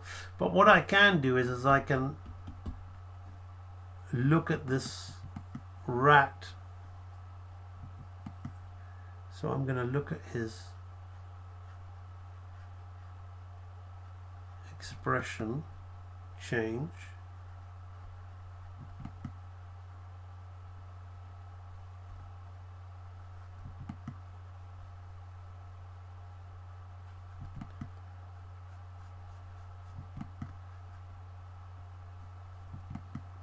Now the way this ear lines up with basically with the eyebrow, sorry, the ear lines up with that. And that's how we keep the model, right? And what I like is the looseness about the fur on the character. So he tends to just have a few strands here, and I can be very careless about this, and that's what I love about this more Xerox style animation is the furry characters feel very much more alive, and the fur feels more real because it's scratchy and it's loose and it boils and it's not perfectly consistent, and it looks like it almost recreates a sort of effect of light bouncing off the fur because it's not consistent and it's just bouncing around. I would like to see frilled mayflies. I know she likes to do more painterly stuff, but I think this more sketchy, scribbly style is suited to the kind of tone of your macabre storytelling. But it's up to you. We've all got our own visions and ideas of how we want our stuff to look. But I can almost see your stuff. I don't know what character, what animal he is. I forgot his name. That guy you're always doing for Old Mayfly with the hat. I can see him in this scribbly style, working quite nicely. I'm going to have a little bit of this here like this. So you can see that in my originals I have got underdrawings, right, that I've done, that I've kind of drawn. So this is my underdrawing, and then off stream I will tidy it up, right? But I guarantee you that if you take out a year to break down and study a masterful piece of animation, and again, it's not about whether you like that style of animation. Look, there are people that want to do music composition or whatever. They hate Rachmaninoff and Chopin, but they cannot deny the technical mastery of it, right? And the stuff that they learn doing it is for the benefit of their betterment, right? So just because you're sitting alone in the house with the internet and everything at your disposal, to just go to the one the simple kind of Misaki animation that you like, or the moving camera stuff, which is actually a lot easier than the stuff without a moving camera, because it's not constantly moving and changing size and placement. Study something that's really technical, masterful piece of animation, and study it purely to learn these laws, and you'll spend a year doing that, providing you have already a foundational understanding of the basics of animation. Otherwise you're just playing copycat. You're ignorantly copying. You might learn something, but not really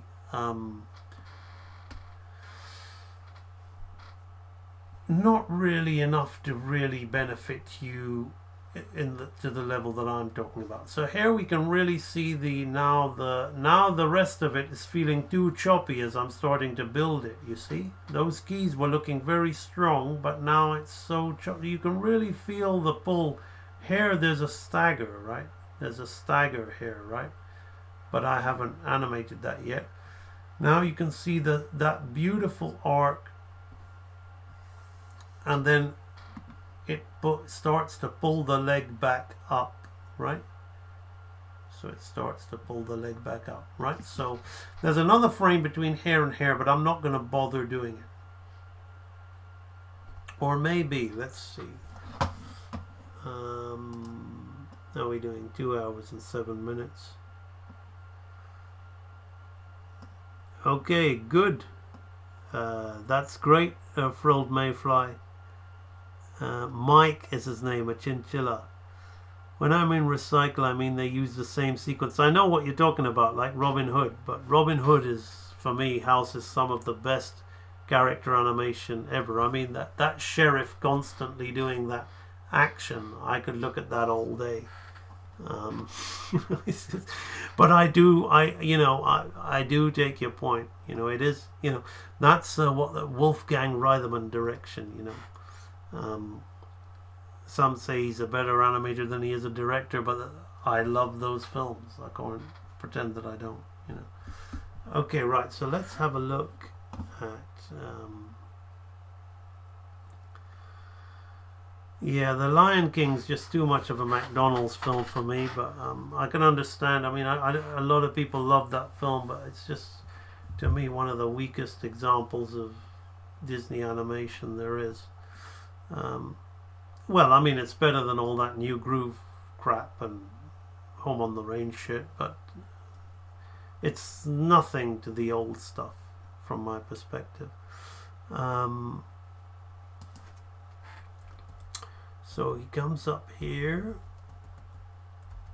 His feet. I might have to do the whole movement. No, maybe not. Maybe not. Okay, so we go from here to here to here, right? So there's a lot of it's all on ones. But he's got a lot of favoring to make it feel like there's a lot of tension going on, and I'm missing that by missing these frames. But I'm gonna go from here to here, right? Because it's a bit, we can just about understand this, right? But this is a bit too much of a movement here. So let's work out the mechanics of this one. So sometimes you'll see me burn through these things super fast, but that's when I'm not really trying to absorb it so much, and I'm just creating content for you guys. But I'm taking my time on this because I'm wanting to learn myself from this guy. So what's going on with the leg here? The leg is turning. There's 1, 2, 3 frames. So is it thirds? No, it isn't thirds. It's a half. It's a half. Okay. So timing wise, I'm doing this frame between these two, and there's another frame here. So but then there's a big jump to this. So that's essentially what it is, right? Some of you will understand what I just did, some of you won't. If you don't worry about it, right? Just enjoy the stream. Right, so this is a half, and we're keeping this foot shape up like this. So all of this is gonna, I'm gonna make a line like this, right? And I'm gonna have this here like that, right? And with that line that I made like that, we're gonna have, see how this, for old Mayfly, this is actually good advice for you actually. What, as I'm studying this, you see what makes these poses really good is how everything fits inside this square, but you've got these little bits of negative space, right, that make it look like there's something, there's asymmetry and all kinds of things, but it's all perfectly packaged to make this beautiful. And this is the whole cubist thing, right? Milk Carl loved Pablo Picasso, right? And a lot of those guys, that's what a lot of people don't understand about the Nine Old Men, and a lot of those animators from that era, which sets them aside from the 90s guys. They weren't just into art or artists that were like people who like to draw photo real. They were real, were lovers of fine art, right? So they would look at modernist movement and all that kind of stuff and see how can we incorporate this in what we're doing. You know, a lot of people in animation, particularly including myself, right? I went to art school, so I had fine art shoved down my throat, so I know about it, and there are fine artists that I do like Turner, Joseph Mallet, William Turner, and I like Rembrandt. So there are fine. I like Hieronymus Bosch, William Blake. So there were artists that I like that were, you know, I also like Max Ernst, Salvador Dali, Rene Magritte, you know, but these guys, they were really big on trying to bring fine art into kids' cartoons, which is, you know, even with Fantasia, with Toccata and Fugue section and all of that.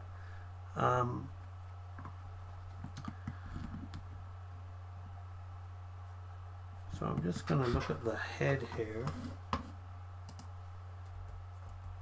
So, whereas you look at a film like Hercules and Emperor's New Groove and all this, where they're just trying to change their style to be cute, we'll make it look like newspaper cartoon, and we'll all that. It's very pretentious, it's kind of shit, to be honest with you. But you have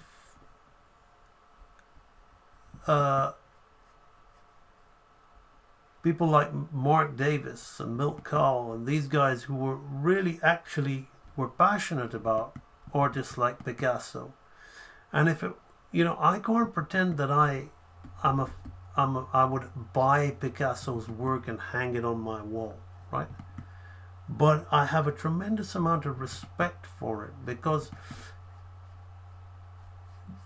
a lot of what he does in his work is how hand-drawn animation works. You know, the whole, here's the side of somebody's face, right? But it's actually becomes another face within a face, right? That whole, that's how the illusion works, right? That whole cubist thing. So I got tremendous appreciation for it. And these guys really incorporated it in their work. So there's a lot of ignorant people thinking this stuff is just silly cartoons.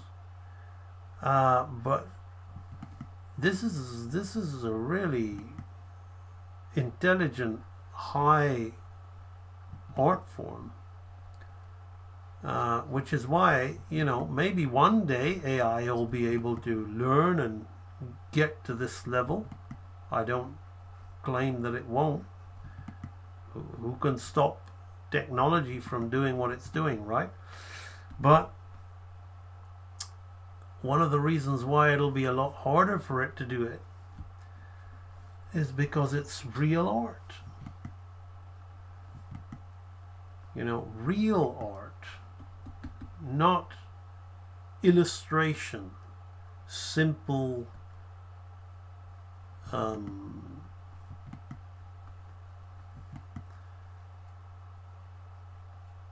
copycat images. Right, so this, let me see what's happening with the leg of this elephant here. That just appears out. That's pretty cool. See, so this leg appears out like that. Let's see the space of the head. That head is on a third, and that arm is on a third. Okay. So this is just 1/3 of the way. So we're slowing out of the head to build momentum for the turn, right? Like that.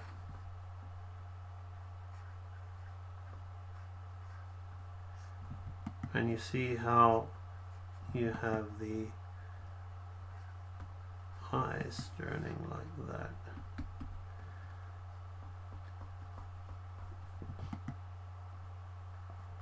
And this hand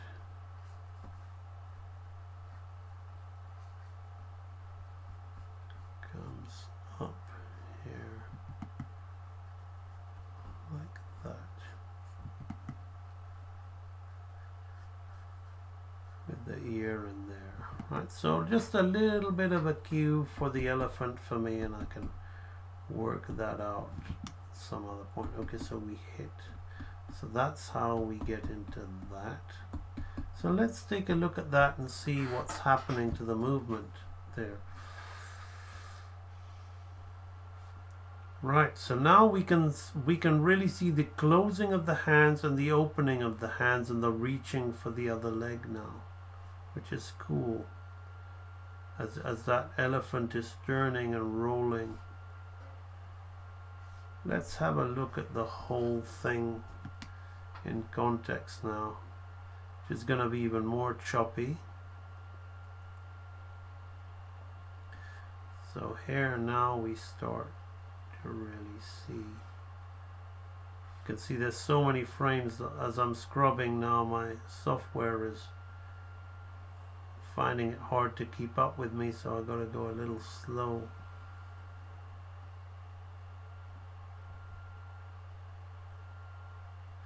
I might, when I've done this, put these frames on my website for a download, for people who want to study from them. But you may have to leave a donation, so that way you're not buying a Disney product from my website, but a lot of work has gone into studying this, so they'll have to be, it's going to be a free gift for people who donate, right? So this good, because I think this is extremely good to see this stuff in action. Right, let me see there. So we reach in. Okay. So there's this one. It's kind of interesting that. So what's next?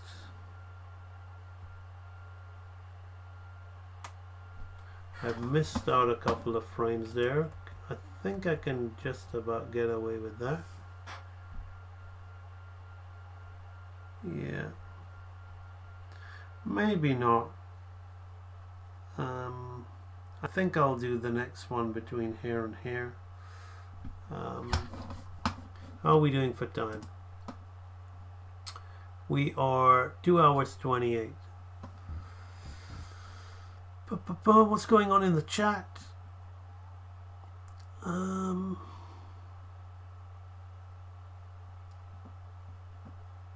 My parents loved Picasso. I was terrified of the prints we have as a kid. One modern art thing I had was very strange nightmare.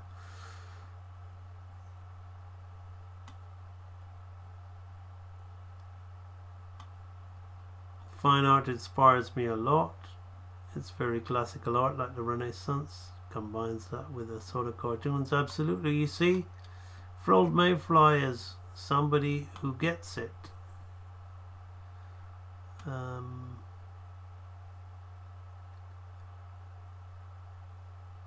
Last month I did 30 character designs. I got burned out at the end of the month. Wow, that's almost a design a day. That's pretty hardcore.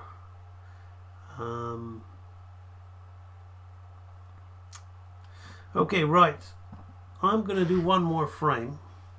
But before I do that, I've just realized that I've gone 2.5 hours into the stream without talking about the stream sponsor. And that's no good. because it's the sponsor that keeps the stream going. And the sponsor is none other than myself. You see, I'm a self-sufficient animation artist who supports myself through the Real Animator Training Library. So in order for me to make a study like this, what you're seeing here, I have to be well versed in animation. Otherwise I'm just simply doing it eyeball and copying, and I don't know what I'm looking for. But I'm looking, as I'm doing this, I'm talking about predominantly the 3 animation laws which I say are the hidden lost laws in cartoon animation, as the title, or staging, exaggeration and appeal. Most people think they know what exaggeration and appeal is, but I think after looking at this piece of animation, it's quite clear that they don't, because there's nothing in modern cartoon animation that even, you couldn't even say it's a piece of dirt in my fingernail compared to this. It's a speck in the ocean. The stiff, exaggerated, generic, typical movements done today. Just look at the modern examples of Mickey Mouse and Donald Duck and DuckTales. I don't care if you're a fan of it. If you want to be an artist, if you want to really get good at a craft, then you have to stop being a fanboy and actually get to the crux of the actual craft and say, those characters are designed that way purely because they're designed to be moved by people that don't know how to draw and don't know how to move stuff. So they've had to completely destroy designs which were made to be moved in an exaggerated, appealing cartoon way, and now they just bounce and click into position, and it's all about the script. And then you've got AI can now animate those DuckTales cartoons, probably, as well as the animators, so good luck to them. But AI, at this stage we're at now, it is nowhere near able to recreate this kind of hand-drawn, expressive animation. Just no. So in order to do this and actually learn about, you got to learn about 6 laws of movement, and you got to learn about 6 laws of life. The 6 laws of movement are timing, arcing, slowing in and slowing out, pose to pose and straight ahead animation, follow through, overlap and drag, and solid drawing.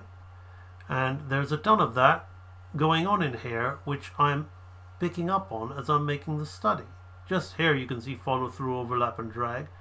You can see some of the laws of life. This whole thing is full of the 6 laws of life, which is squash and stretch, anticipation, primary and secondary action, and then there's those 3 laws: exaggeration, appeal, and staging. So the staging of this is a mouse wrestling an elephant. It's absolutely insane. Yet these guys have done it. They've made it believable. They've made it appealing. And there's lots of things going on here. It's solid drawing, but there's shifting and changing volumes all the time on purpose to have this guy have the elephant big enough to go on his back. You know,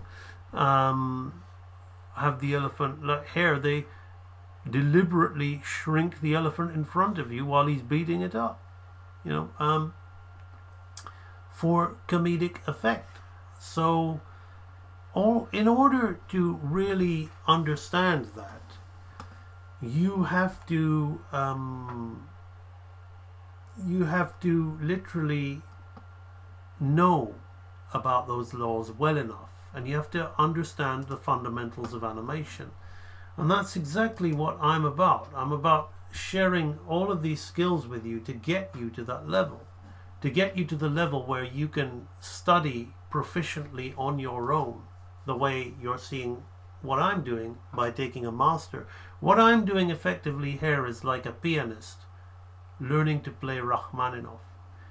He didn't write the Rachmaninoff music. He didn't, you know, he's just playing it, and he's playing it exceptionally well. and he's exercising his pianist muscles. I'm doing the same thing with animation. I don't know for sure if this was animated by John Lounsbury. It's either John Lounsbury or Cliff Nordberg, in my opinion. But either way, both those guys are masters who I feel are above my level. They're like a Rachmaninoff or a Chopin to a pianist, and I'm going to learn that.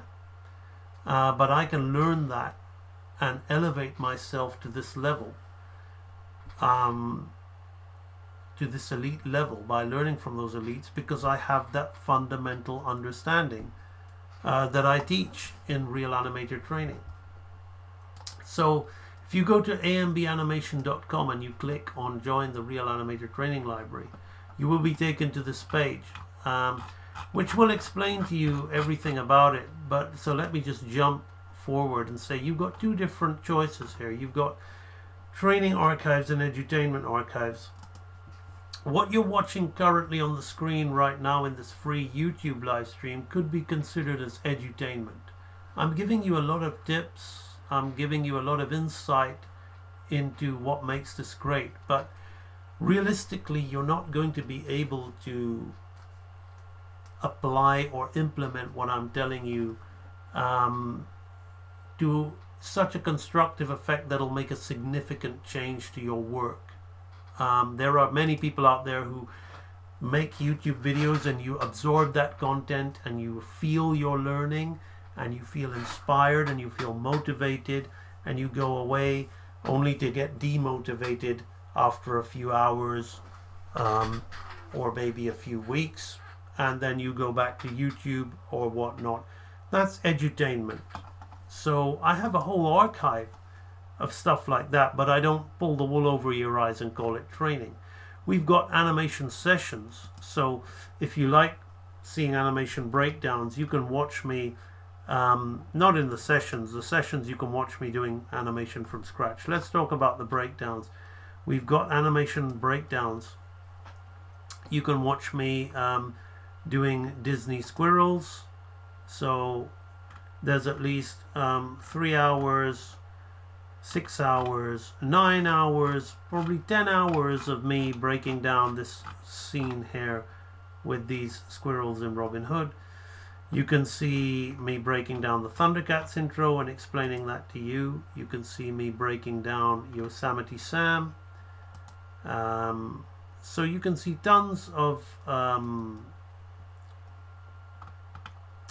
this scene from Robin Hood. There's tons of stuff. Now, what about other animation styles, right? Well, I have a whole archive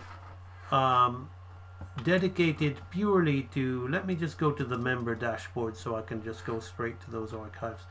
I've got a whole archive dedicated to anime. We've got anime Sakuga effects and effects animation breakdowns. So you can watch me animating a complex animated fight over, I think, 11 videos.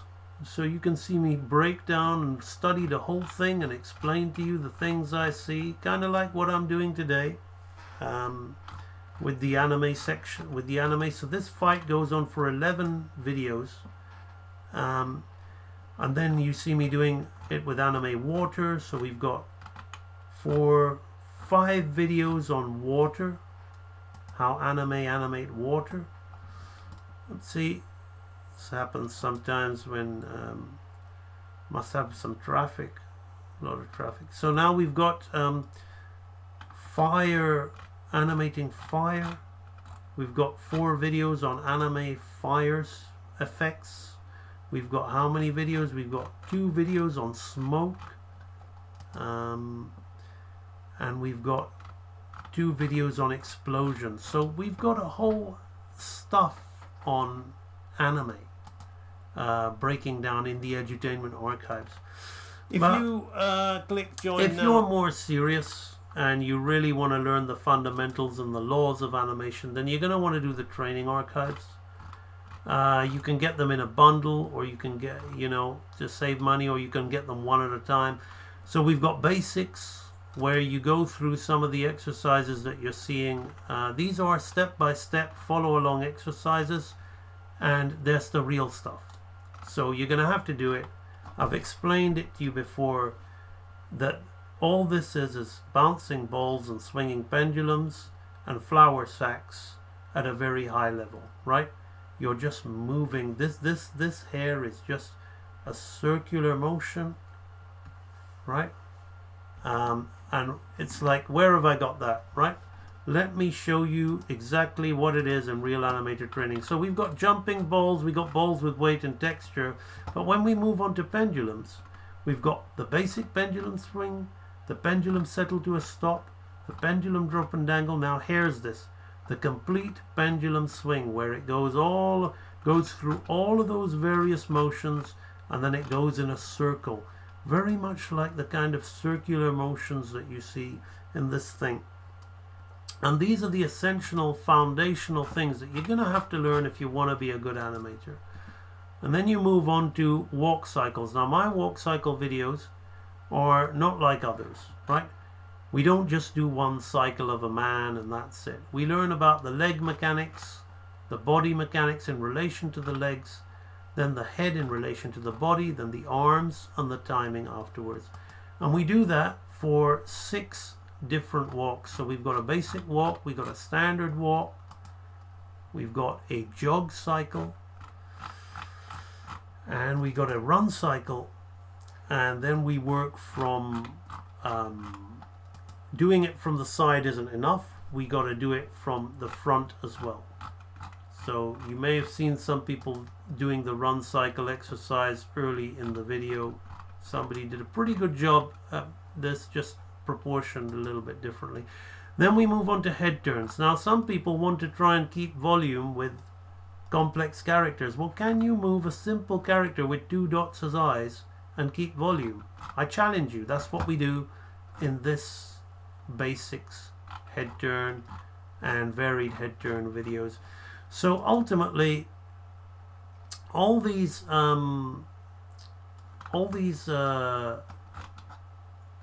archives, you know, I'm not going to talk you through each and every one of them. If you They take you on a detailed, over the shoulder. You do exactly as I do. You don't deviate. You draw what I draw. It's a step-by-step thing. You pause the video, you take in the information I'm giving you.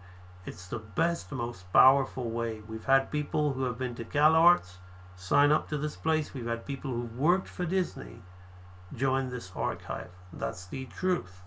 Some of them frequent my chat. You can go through YouTube live streams, knock yourself out. We've had people who've done that join this training library. It is an extremely powerful learning resource. It's not for everyone. It is a one-time payment. There's no recurring stuff, and yeah, you basically get some of the world's best animation training for the price of a iPad or a gaming laptop. So it's up to you, really. If you consider yourself a real animator, you'll know that there's no debate to be had. If you're a hobbyist, or if you're a bit too frightened about AI, I can understand. There are plenty of cheaper, more user-friendly alternatives out there. And when you get serious, real animator training is here to get you into shape. Alright, so that is the training library. Now I'm going to go back and do one more frame of this Goliath. So I'm going to go on to this one, I believe.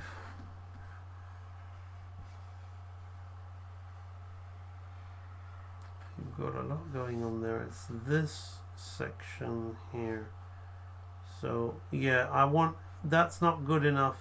We want to see the reach into that. So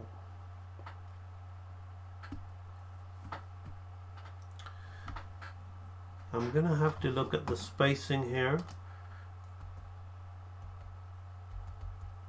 So the elephant kind of, I think the elephant just halves, and I think he halves actually, but his head is drawn very differently. So this is the beauty of this. You see, these guys weren't so they didn't really care so much about getting the in-between perfect, right? They know it's a super fast movement. Let me look at what happens to the guy's spine there. The camera's kind of zooming out, so oh yeah, it does get bigger. It does get bigger. So they know that this is a super fast movement, so they just don't really care too much about getting the thing to look so perfect, and it's that actually makes it better. Because again, this whole obsession with volume, don't get me wrong, I mean, I consider myself to be the master of volume. You just have to look at a lot of my stuff. Even some people who have been quite scathing, my haters, shall we say, that leave comments on my videos, say, well, you can hold volume and that's about it, you know. Okay, thanks for watching. Thanks for making me aware that you exist. I'm sure that it's important that you know I know that you exist, right? So volume is important, but this obsession with as if volume, keeping volume is the skill. Well, again, that's something that AI can do, right? That's something that all the software, that's why people like to use cutout and rigs. The thing that makes this stuff so awesome is the mastery of, you know, mass manipulation so that the illusion feels completely real, right? It's maybe not suitable for everything. You know, if you're going to do more realistic humanoid characters, but then I would. That's why that's another thing. Like, I mean, of course, if you want to make a film like Akira and a comic book film, then you're going to want to be very tight. But then, you're going to have to restrain yourself on the actual craft of animation, because animation is not real. It's not real. It's like, it is real. I mean, there I am selling a course, real animator training, saying animation is not real. But I'm kind of lost for a word to use. Like, animation isn't physical, three-dimensional life, shall we say, right? It's caricatured exaggeration, and that's when you can really exploit the medium to its strengths, right? There's personal taste, but then there's something existing for what it is, right? Cartoon, caricatured. So I like that kind of John Lounsbury. You look at a character like Captain Hook by Frank Thomas. To me, that's one of that's the kind of humanoid character I personally like, because yes, it is cartoony, and yes, you can't.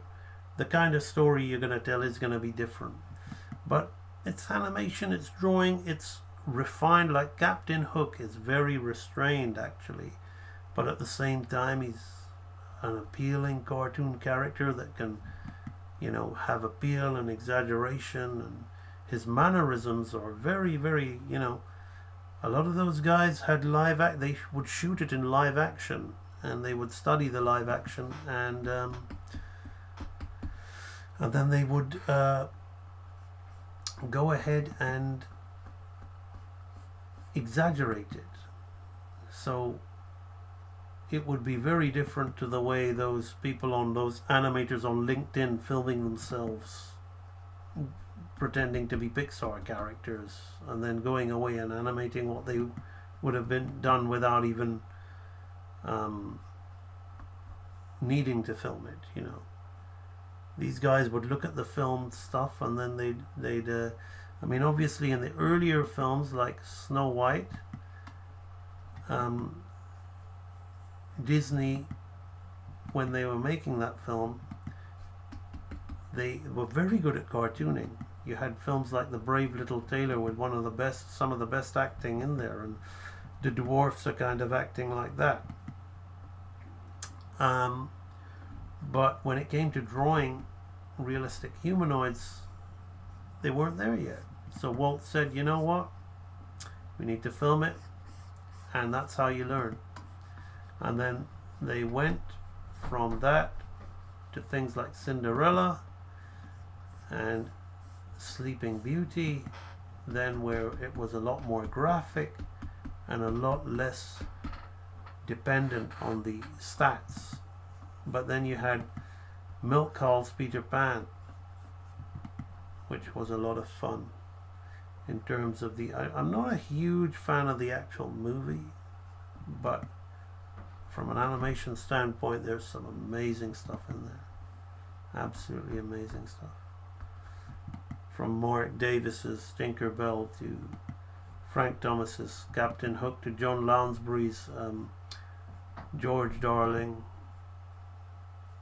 Is it George? I can't remember. George is in George Deere, or it was in but the father character that Lounsbury did. Then you had Lady and the Tramp, you know. There was more.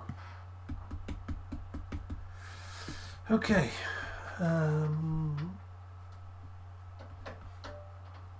There you go. So we see the reaching. So here the arms then we then use stretch in the arms, right? So we're really playing with squash and stretch here. So when he reaches for the elephant's leg, we stretch those arms and we make those hands extra big, right? And then this foot steps on this and squashes the trunk down, right?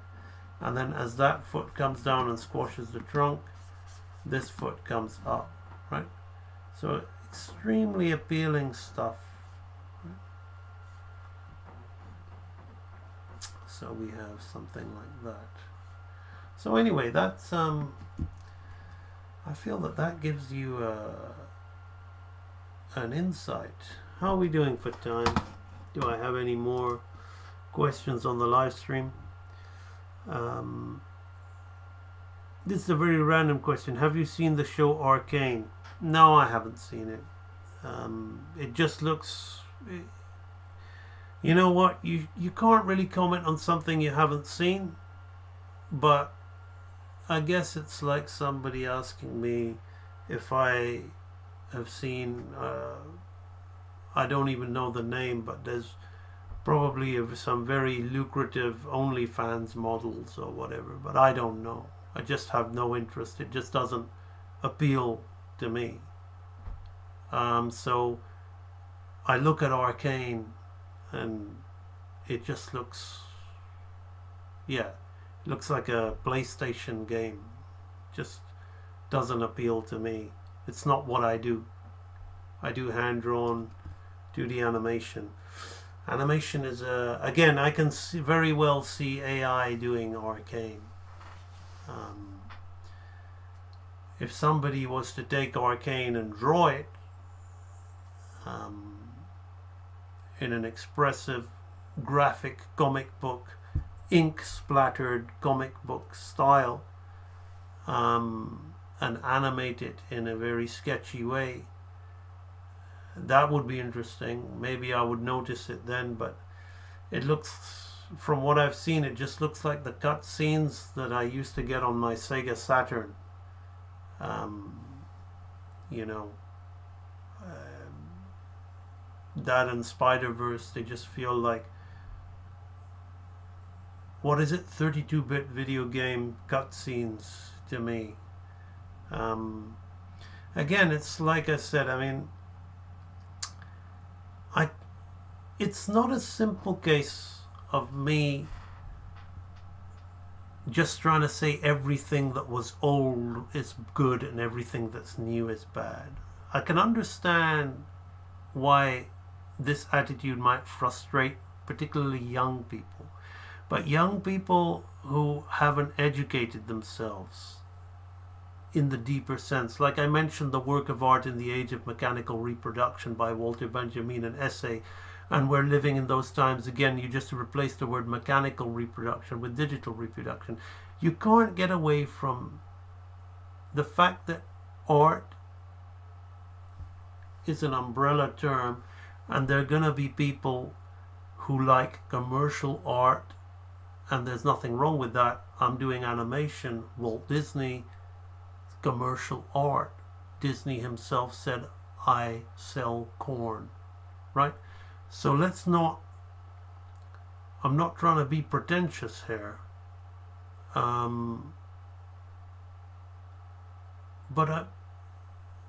ultimately, the higher you get, you want to draw inspiration from things that are extremely things that are of an extremely high level. So for example, if you watch the old epic movies, whether they're movies about the Ten Commandments or the Bible or Ben-Hur or Julius Caesar or Cleopatra or those kind of films, you got to look at where those guys got their inspiration from. They got their inspiration from classic masterpiece paintings. You know, masterpiece artworks of the time that tried to show Rome or the Virgin Mary or the birth of the baby Jesus, or all these Raphael, the Sistine Chapel, Michelangelo. These were what they were looking at to try and put on the cinema. And one of the reasons Ridley Scott's Gladiator looks so good is he tried to do that he would use modern CGI. Now I'm going to use this comic book as an example. So I always like to use this as an example. Let me change my screen here. So this is a comic book that was written in 1953. I'm sorry, but Batman and Spider-Man is just trash in comparison. It's so, the drawings don't, I mean, while Batman and Spider-Man might have all these formulaic drawings, the drawings in this thing are insane. They almost feel like old etchings. Look at this one panel here. They almost feel like old etchings from studies from masterpiece painters. So the unfortunate truth for people in today's age is one generation inspires the next generation, inspires the next generation. Now, some people get upset when I call The Lion King trash.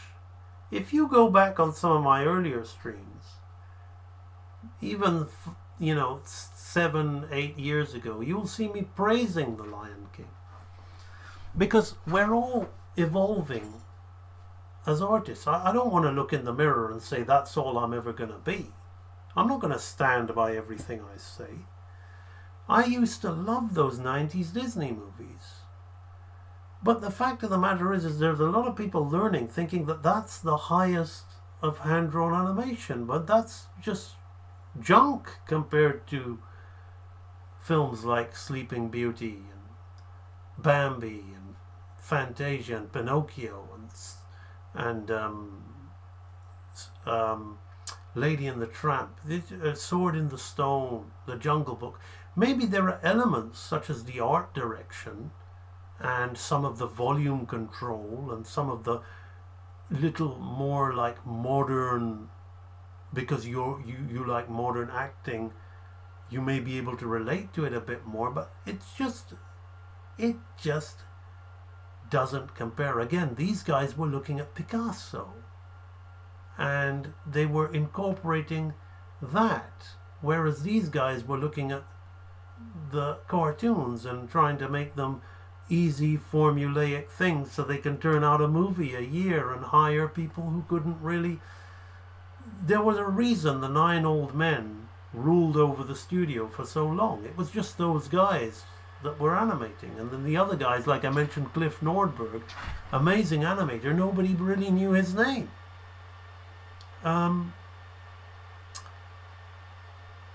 When there's probably not an animator alive today who I reckon could hold a candle to him. Maybe they could hold volume better than him, but that's quite an easy skill to develop.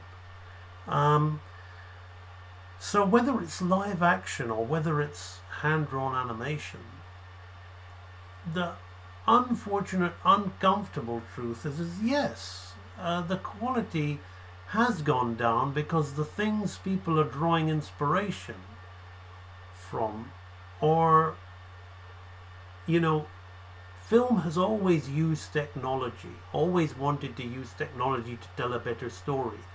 But when the technology took over the artistry, then, you know, you were able to do more things. But the people doing those more things didn't have the education, they didn't have the mindset, the sophistication, the artist eye, the mature, seasoned artist's eye to do something good with that technology. And we're living now in a time where it's at the extreme other end, and it's going to get worse because AI is here. And like I said, I'm not defending it, but I'm not against it. It's going to open the door for a lot of people. And just like 2D animation became, I mean, you had Mickey and Donald, and then you look at the way they draw them now, like the Powerpuff Girls or whatever, and the square DuckTales, or the, you know, god-awful drawings.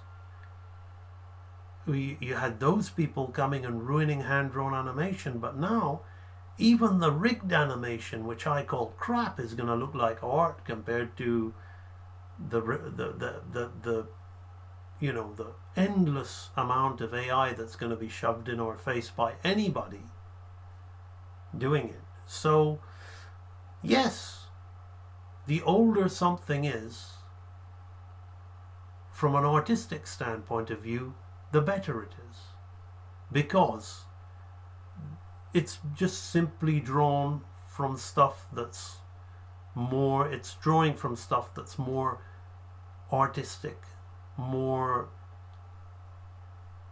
mature, more sophisticated, and less commercial. I love the 80s. I always call myself a child of the 80s. I'm even making my own show that's like a tribute to the 80s. But I can't help but look now and think, well, you know what, the 80s is good, but that's probably where it all began, all this trashy stuff. It pains me to say that because I still love the 80s. But that's just the way I see it. The more and more I get deeper into trying to become the best artist I can be, the more and more I'm going to be uncovering truths that are going to be uncomfortable to me, just as much as they are to the people who I share them with.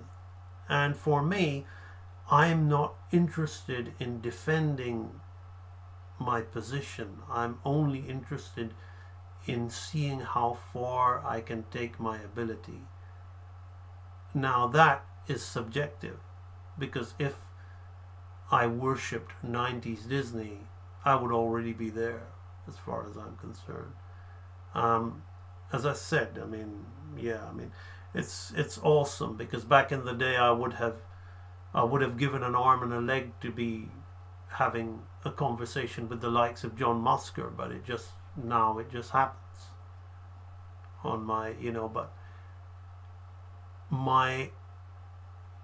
goals are just different now. I'm interested in purely trying to attain the levels that I personally feel that I could sit alongside the 9 old men. So I'm going to study them more, and I'm going to share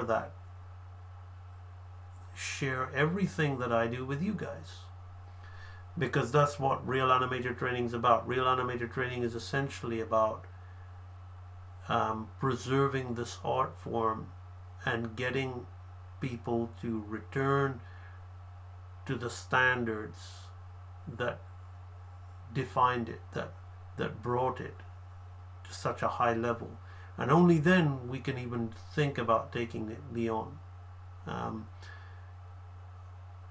Sadly, I think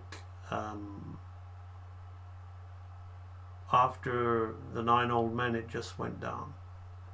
As much as though I love those 90s films, time has passed now. I've grown up. I don't look at things with rose-tinted glasses anymore.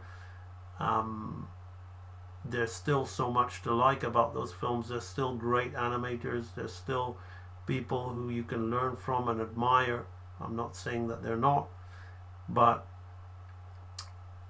it's funny. I found this because I'm back in England at the moment. Just reminded, I'm always bringing this conversation up, and I found this and I said I'm going to share this on the screen.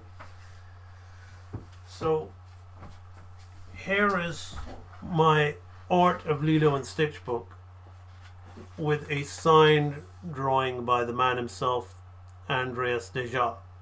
I think, Grayson, you would appreciate that. Now, why am I showing you that?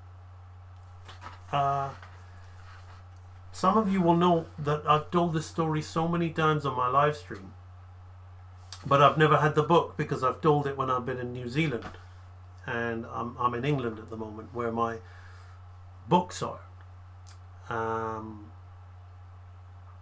And I wasn't there to receive this drawing.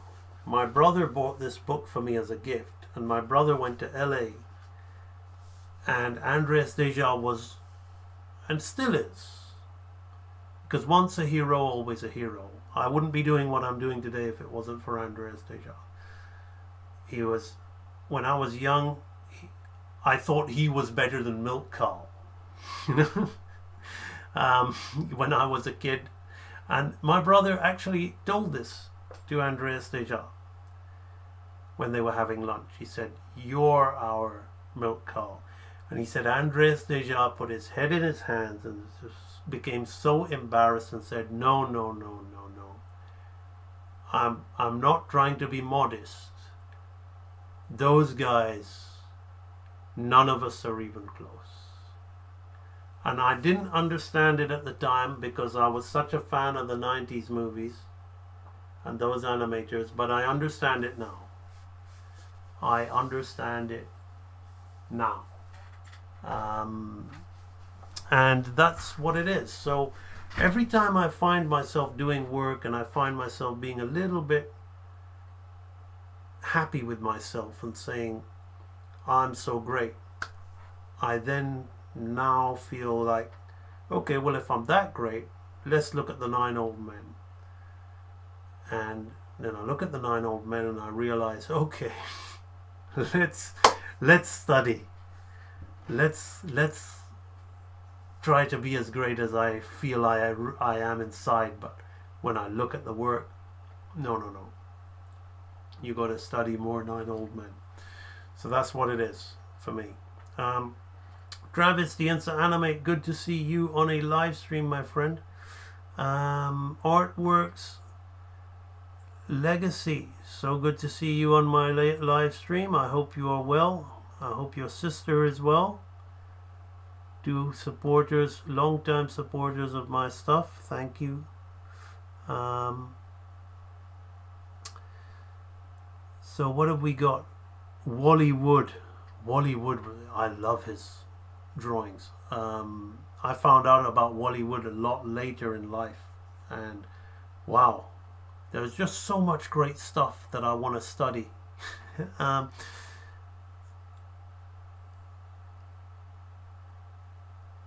I've been making it an effort to study fine art.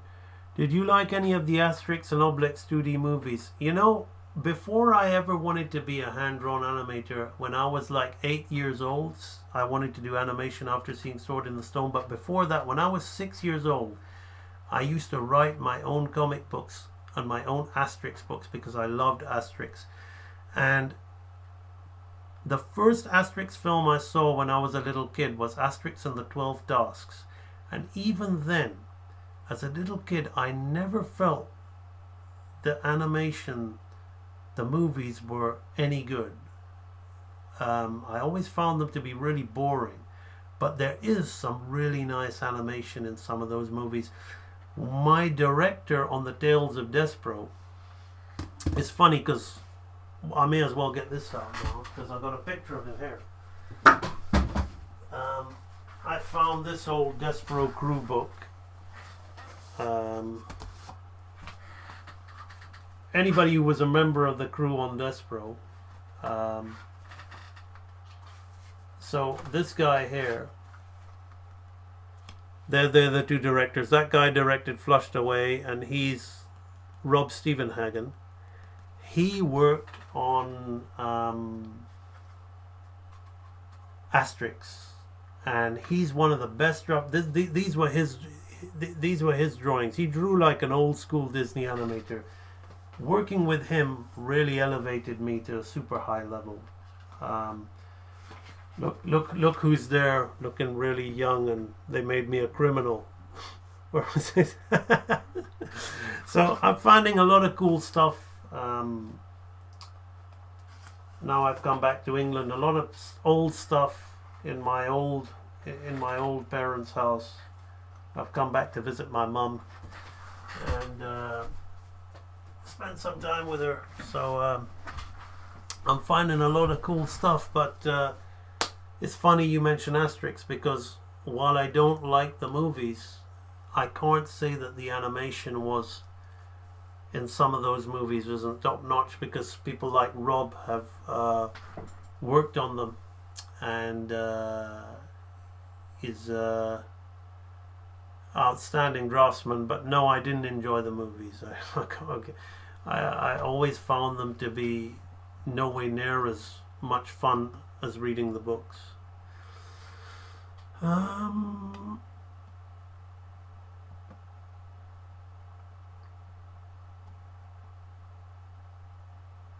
Yeah, that's right. See, Frilled Mayfly, you and I are 100% on the same page. Why? Because you truly are. It's not like I'm saying that other people aren't real artists, but I know a lot about you.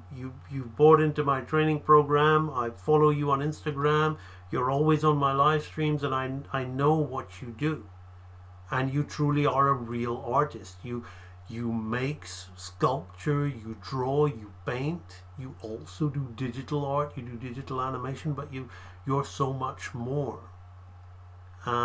So your attitude is like, I believe that with the rise of AI, more people are returning to art and traditional mediums as well. Yeah. So those of us who aren't just digital people, who have subconscious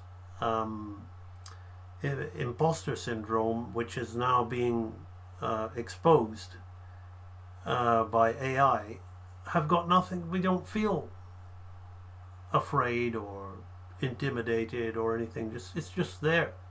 You know, we lived through this with 2D cutout rigged, 3D model animation. Like, it's just another extension of that. I couldn't care less. You know, as I said, for me, I mean, you can't get much worse quality-wise than South Park. So why is everybody complaining about AI?